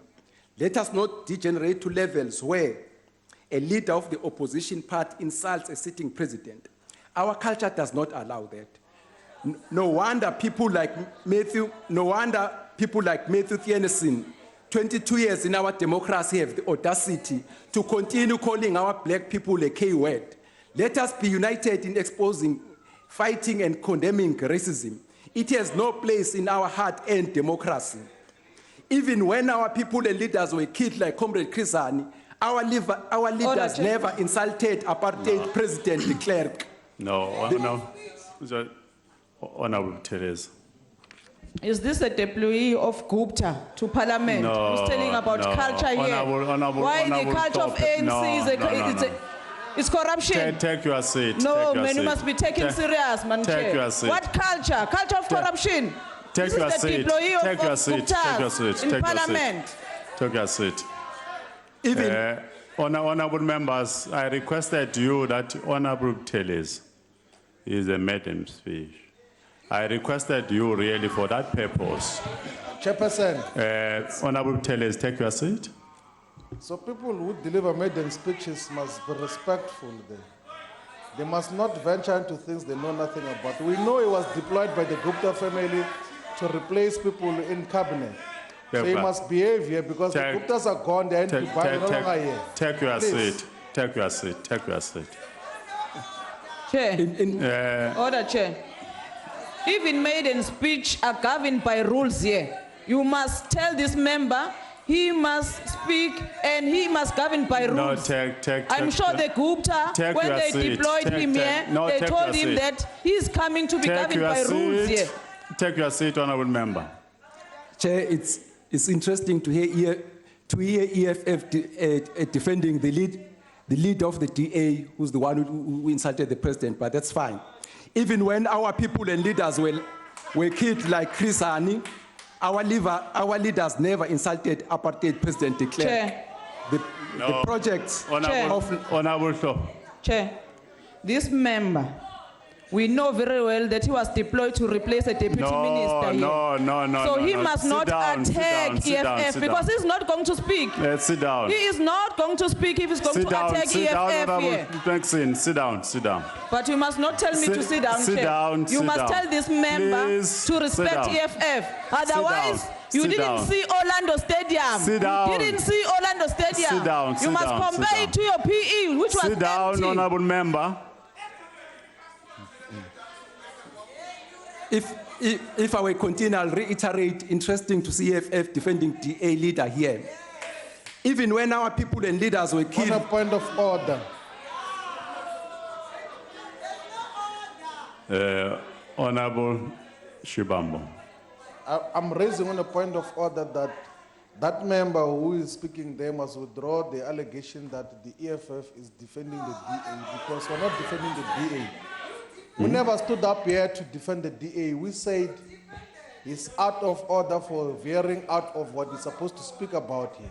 He's going out of relevance. We understand the Gupta mandate, but he must stick to life. Honorable Shibam. Okay? Honorable Shibam. Take your seat, please. Honorable Telezi, conclude.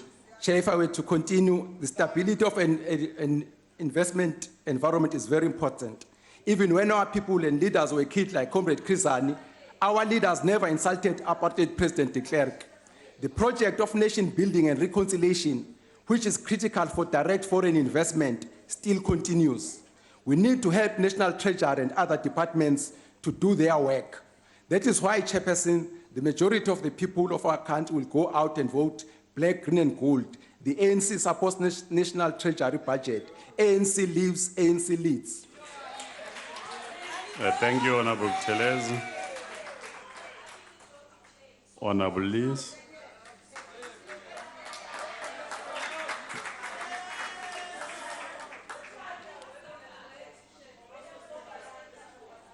Honorable Chair.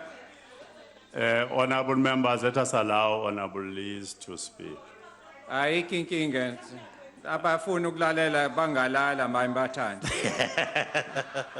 Honorable Chair, the South African economy has taken a pounding over the past 5 months in a way that should have been foreseen and could have been avoided. The impact of the dangerously low growth rate on all South Africans, but in particular on the millions of unemployed South Africans, is well documented and generally understood. The DA wishes to state unequivocally that we will support and work with those that are serious and realistic about what action is required of the state to achieve the economic growth that is needed. There must be a climate to attract investment that is currently chased away by the current policy uncertainty and over-regulation. We commend Minister Gordhan for his clear commitment to encouraging economic development that was well displayed on his well-justified foreign tour to do this. We hear the calls to arms, as it were, made by Minister Gordhan when he calls on all sectors of the South African society to work together to create the economic climate that will enable the creation of jobs required for the 8 million and more unemployed. But the direction of such working together must at very least be likely to achieve this common goal that we all subscribe to. As much as Minister Gordhan and National Treasury may know what is required, the Minister has a huge responsibility to change the direction of the SA Titanic as the orchestra plays on and at full steam, we cruise towards an economic iceberg. Mr. Chair, the Deputy Minister referred to a turnaround strategy for SAA, one, as others have pointed out, of many. But the one concern that we have is that there didn't appear to be any mention of the announcement made earlier this year about private equity partnership. And I would like to ask in the response later that that be clarified for us, please. We would also like to express our disappointment that Parliament has lost the competent services of Nhlanhla to the private sector, but nevertheless wish him well in his new role and hope that we will, not too distant future, see him back in this chamber. Thank you very much, Mr. Chairman. Thank you, Honourable Member. The next speaker is Honourable Kakana.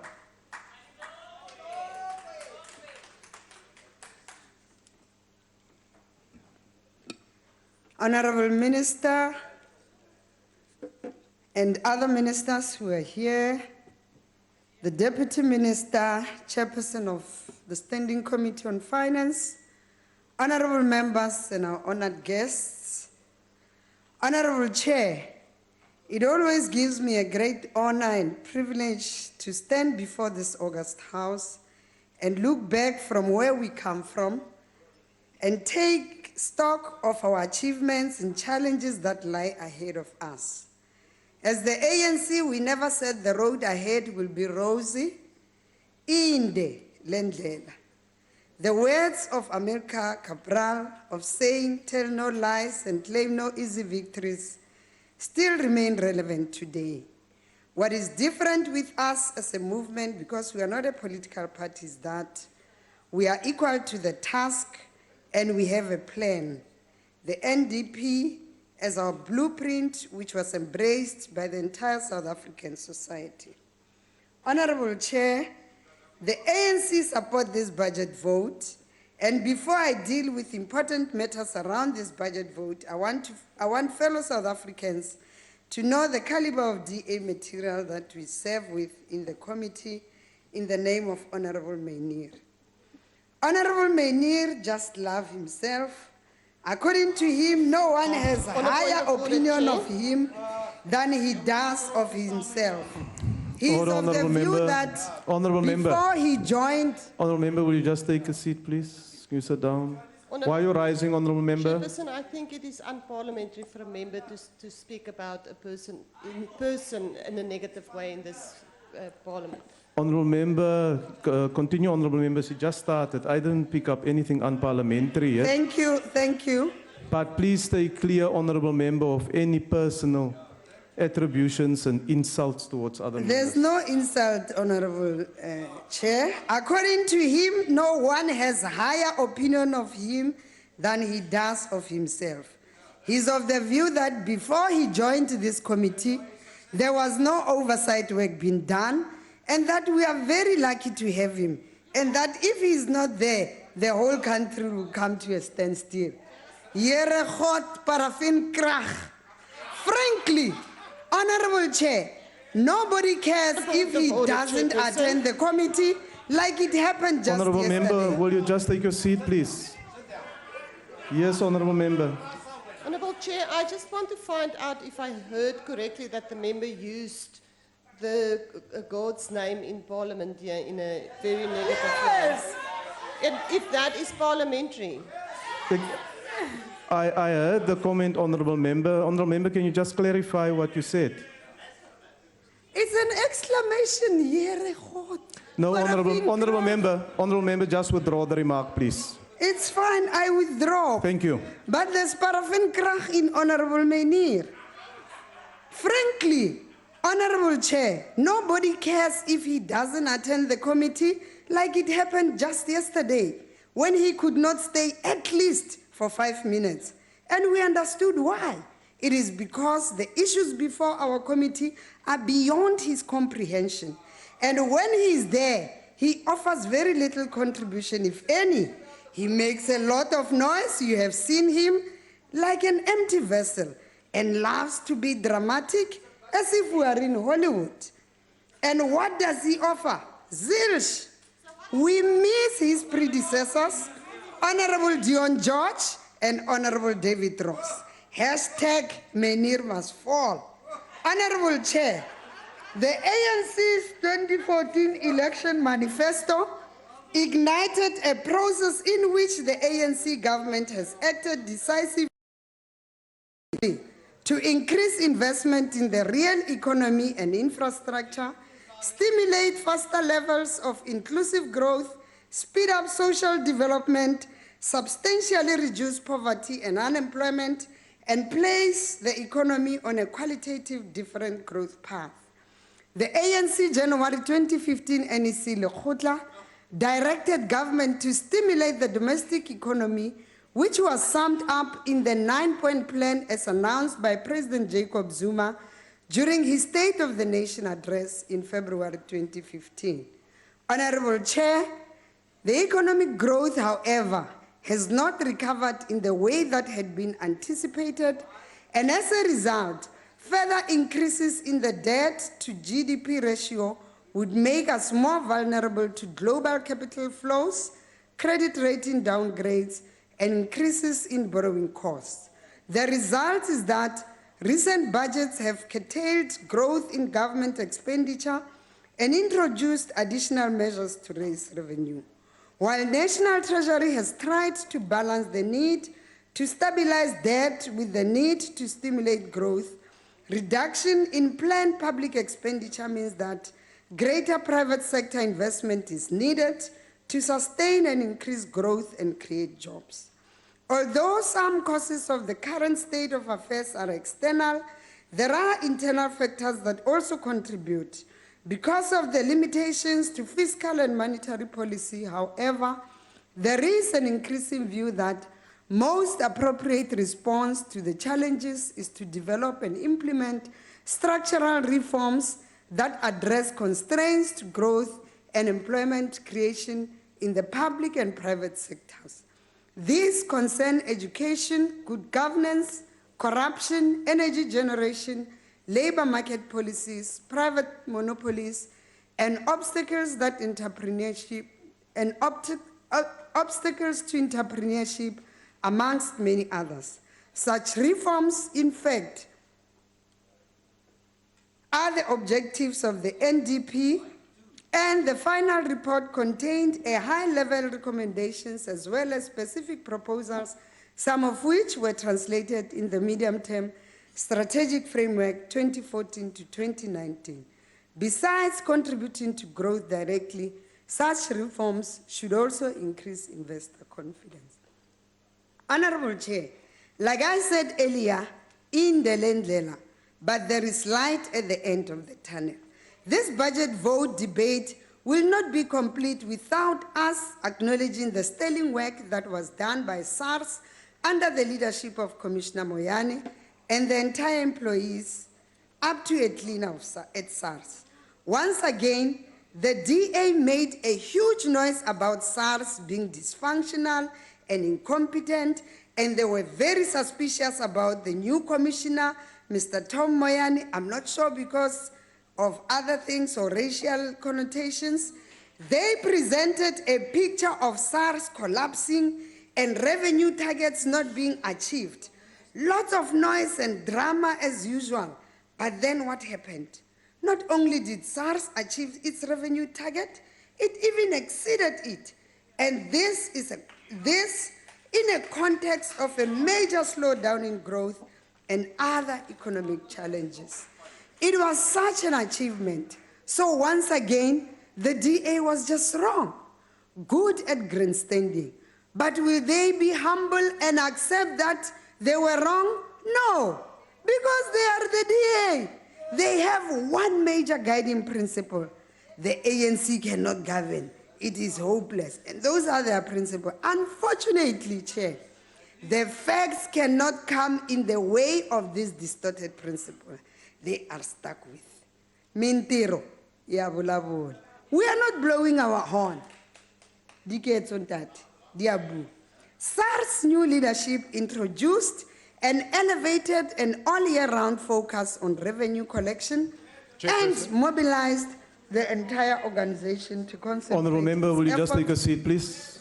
Why are you rising, Honourable Member?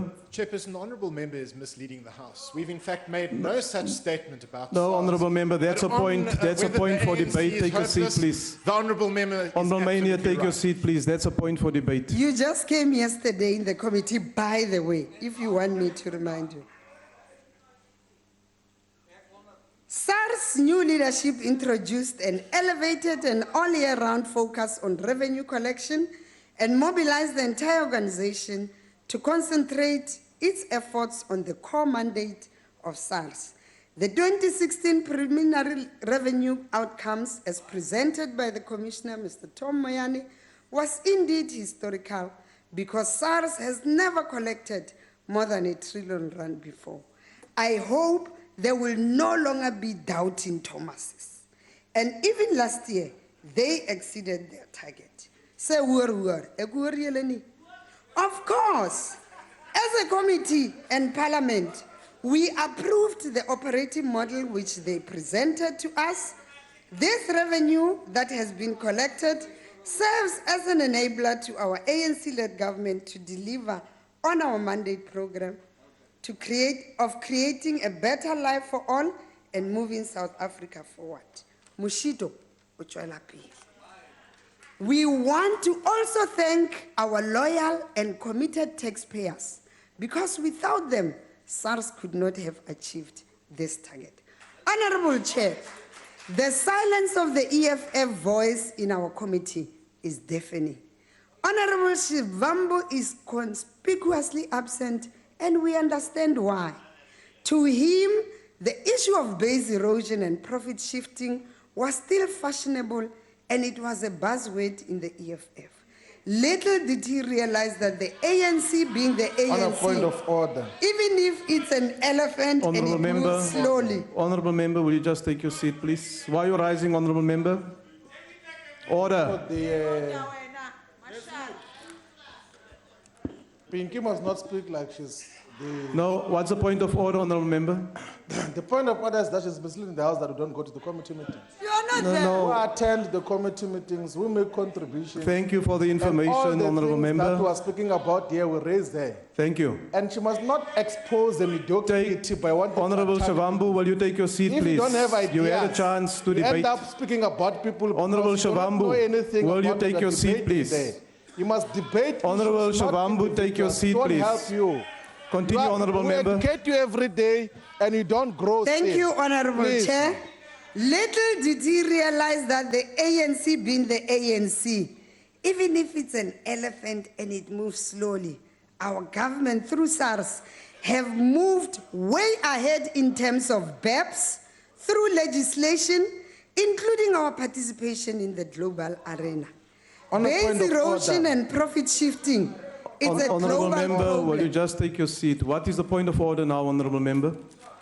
I raised the point of order earlier about her lying about committee attendance. Now there's a deliberate lie about legislation on BEPS. There's No, never been Honourable Shavambu. legislation passed in Honourable this House Shavambu. on BEPS. And how does a person Honourable get allowed Shavambu. to lie like that? You cannot Which say legislation? a member is deliberately lying. You must withdraw that remark. But she's not telling the truth, Chairperson. No, but withdraw the remark, Honourable Let me Shavambu. withdraw that remark, but which legislation she must... when she Honourable comes back Shavambu, there, I'm also not in she a... must tell us Honourable which Member, legislation was passed. I'm not in a debate with There's you. never been any legislation Will you take your passed seat now, on please? BEPS. So the imaginations are just Continue, happening on Honourable your mind Member. only. Base erosion and profit shifting is a global problem, and it is not unique to South Africa.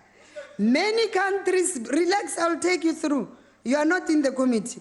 Many countries face the problem of businesses exploiting gaps in the international tax system to artificially shift profits and avoid paying tax. Examples that are in the public domain include Apple, Caterpillar, and all those things that you know. The challenge is that any country acting On point of on order, its Chairperson. own cannot close the gaps Order, Chairperson. and address the Honorable mismatches. Kekana. Point of order, Chairperson. What's the point of order now, Is it Honorable Member? parliamentary for people to go and cut and paste Wikipedia? No, that's information not the and point of present it as order. if it's valid arguments Honorable there? Shavambu, that's not the Because that point is of downloaded order. Take your directly from seat, please. Wikipedia, Continue, not even Honorable processed. Kekana. It is exactly as it appears Thank you. on the Wikipedia website. I'm quoting those things so that I educate you. Order, Chair. Chair, Yes, Order. Honorable Member. but Chair, may I address you first before my point of order? Why do you want to address me? Because, Chair, What is your point of order? But Chair, can you just be patient as well? What is the point of order? The point of order one is that Pinky, she's talking about something that she No, does not Honourable even Member, that's understand. not the point of order. Earlier on, she was greeting your her seat, blesser Honourable here. Member. She referred as Honourable a guest Member, while she brought a take blesser your of herself seat. here. The second Honourable issue, Member, Chair, the that- second issue firstly, here. Honourable Member, before you continue, that's not a point of order. Okay. That's a point for discussion that the two About of you her can blesser have that he brought outside. here. Oh, okay. Honourable Member, will you take your seat now? Second point, Chair. What is the second point? Is the But Chair- procedural matter? Yes, it's a What is the procedural procedural matter? Chair, why are you switching off the microphone of Commissar Floyd while he's talking? I've ruled on your commissar, the Honourable Floyd Shavambu, on what he said. I ruled on that. Chair, He don't refused- switch off the microphone. I It's have against the rules. right to There's no switch off rules the that magazine. Take provide your you seat, Honourable the Member. powers to switch off the mic. Continue, Honourable Member. Chair. As Chair. a result, Chair. Honorable Chair, Chair. during the G20 Leaders Summit in Mexico in 2012, where was the EFF? You were not yet born. The heads of state explicitly referred to the need to prevent base erosion and profit shifting. And as a response to this problem, the G20 OECD launched the BEPS Action Plan in July 2013. Where were you even there? Which aims at addressing mismatches, gaps, and weaknesses in the international tax and treaty law that prevents double non-taxation. At this plan, Honourable Member, your time has expired. You want to sing? Honourable Member, your time has expired. thank you. Chair. The ANC supports this budget. Thank you. Chair. Chairperson, Why are you rising now, Honourable Shavambu? Chair. Yes. Chairperson, you have noted me. When she was addressing there, she says that there was legislation passed here. Honourable on Member, BEPS. what And is I the will bring point to of your order? attention that that is not true. Okay, you can And have you your not discussion given- in the so I allow committee. people to lie in this No, parliament. go to the committee and discuss it there, Honourable Shavambu, not here. Chair. You we must allow had people your to lie in time. this parliament, No, even take though your must keep seat quiet. now, Honourable Member. That's a point for debate.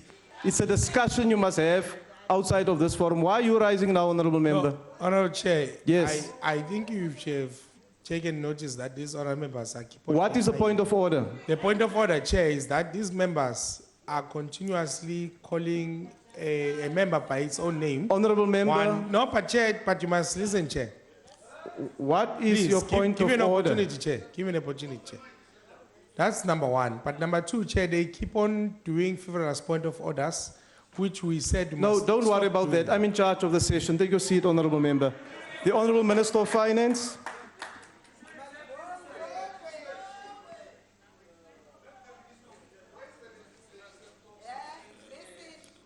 Thank you, Chairperson. At least everyone is a bit more awake now, and that's very good for debate within the chamber. Let me thank all of the members for their contributions to the debate, and I'll try to respond in the limited time to as many of the issues raised as possible.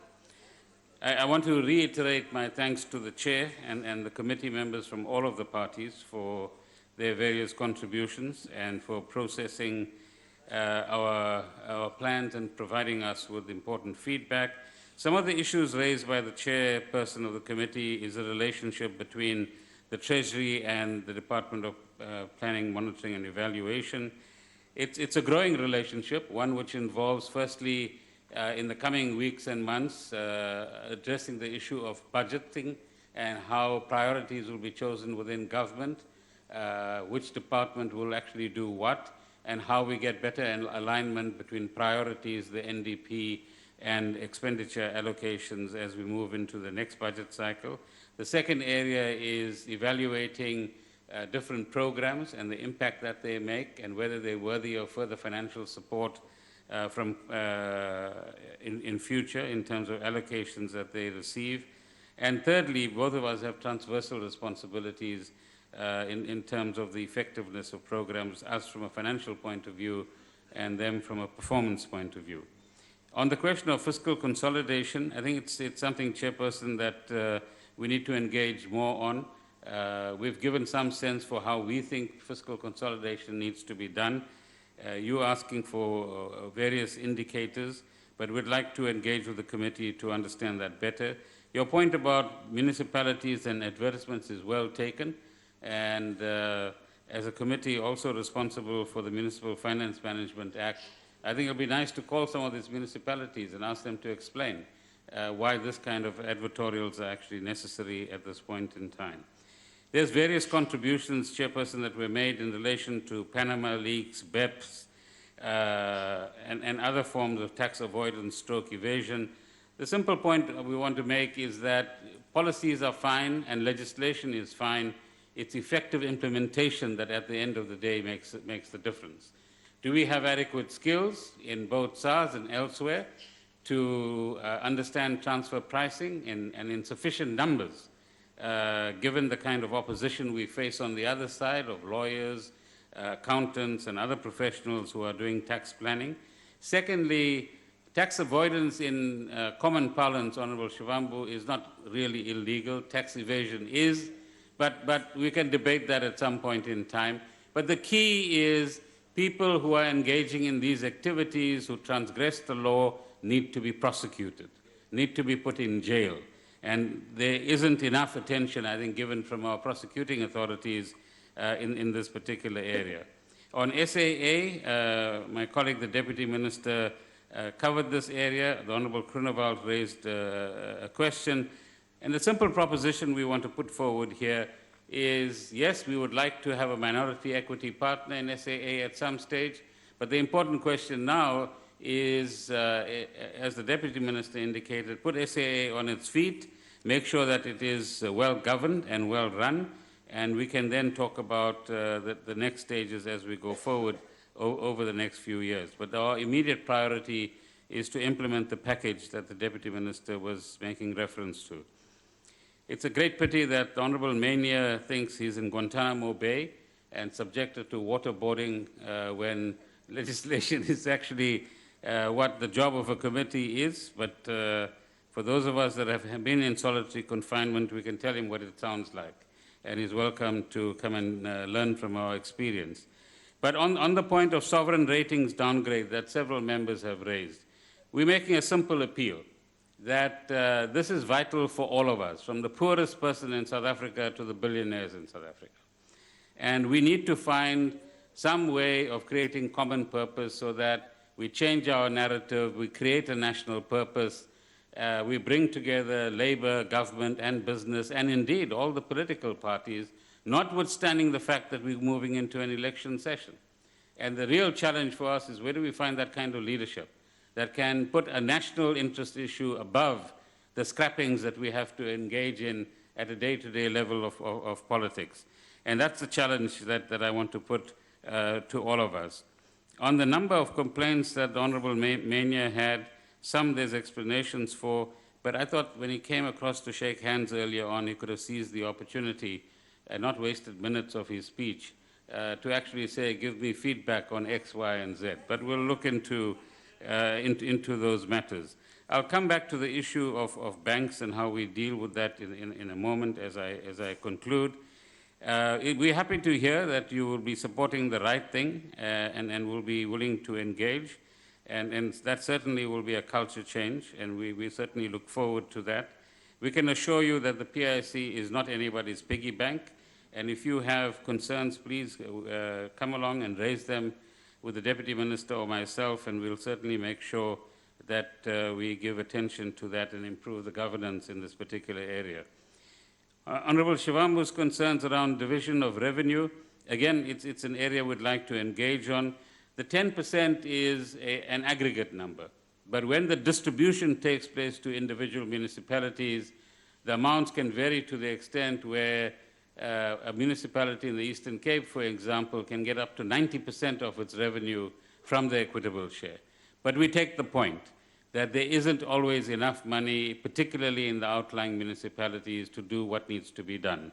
And it's something that, together with the FFC, we will certainly be looking at. But if you have concrete proposals, let's engage on them, because we are not at variance with anybody about the necessity to give the right kind of financial resources to local government in order to do what needs to be done.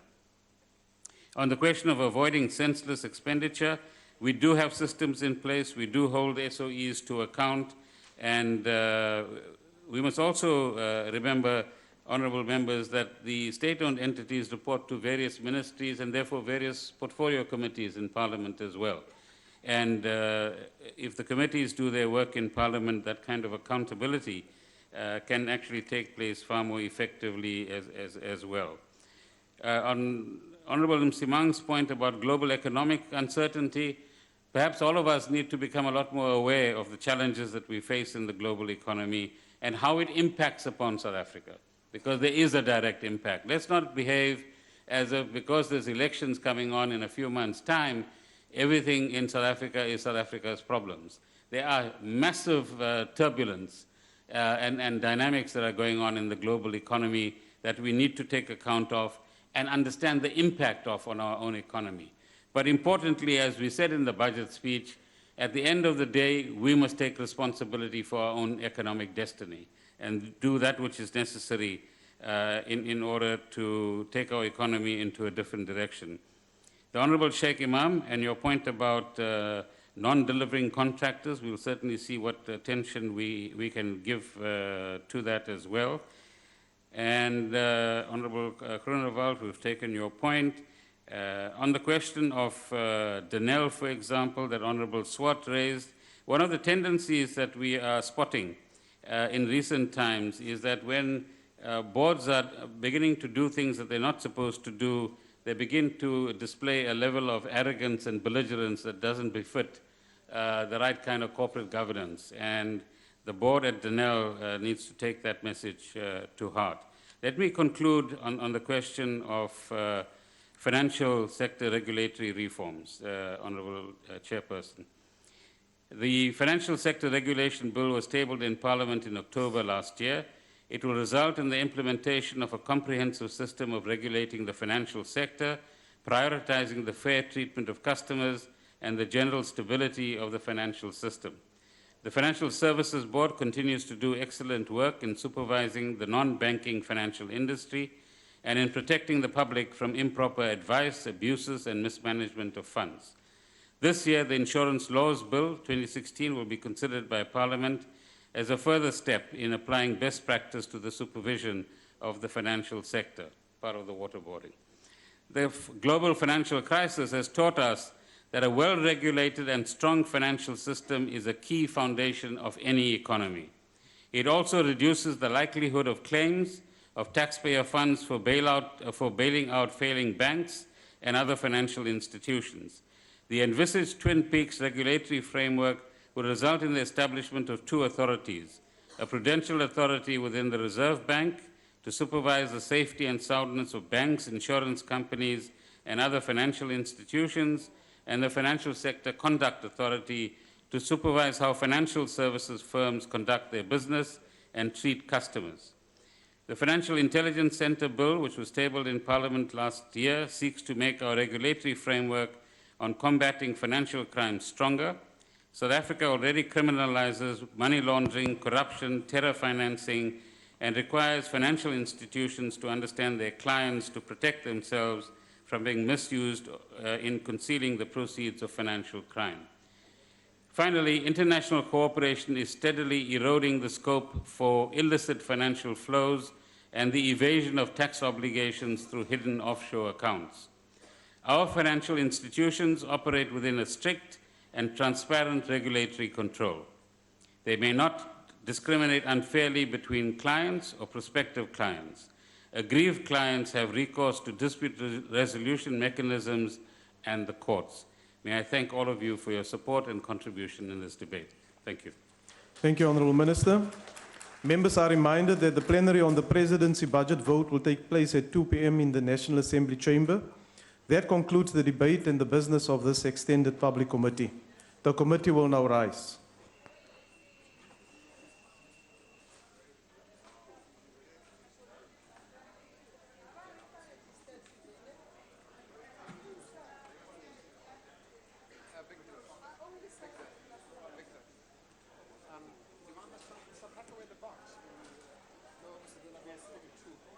So I must leave the box here.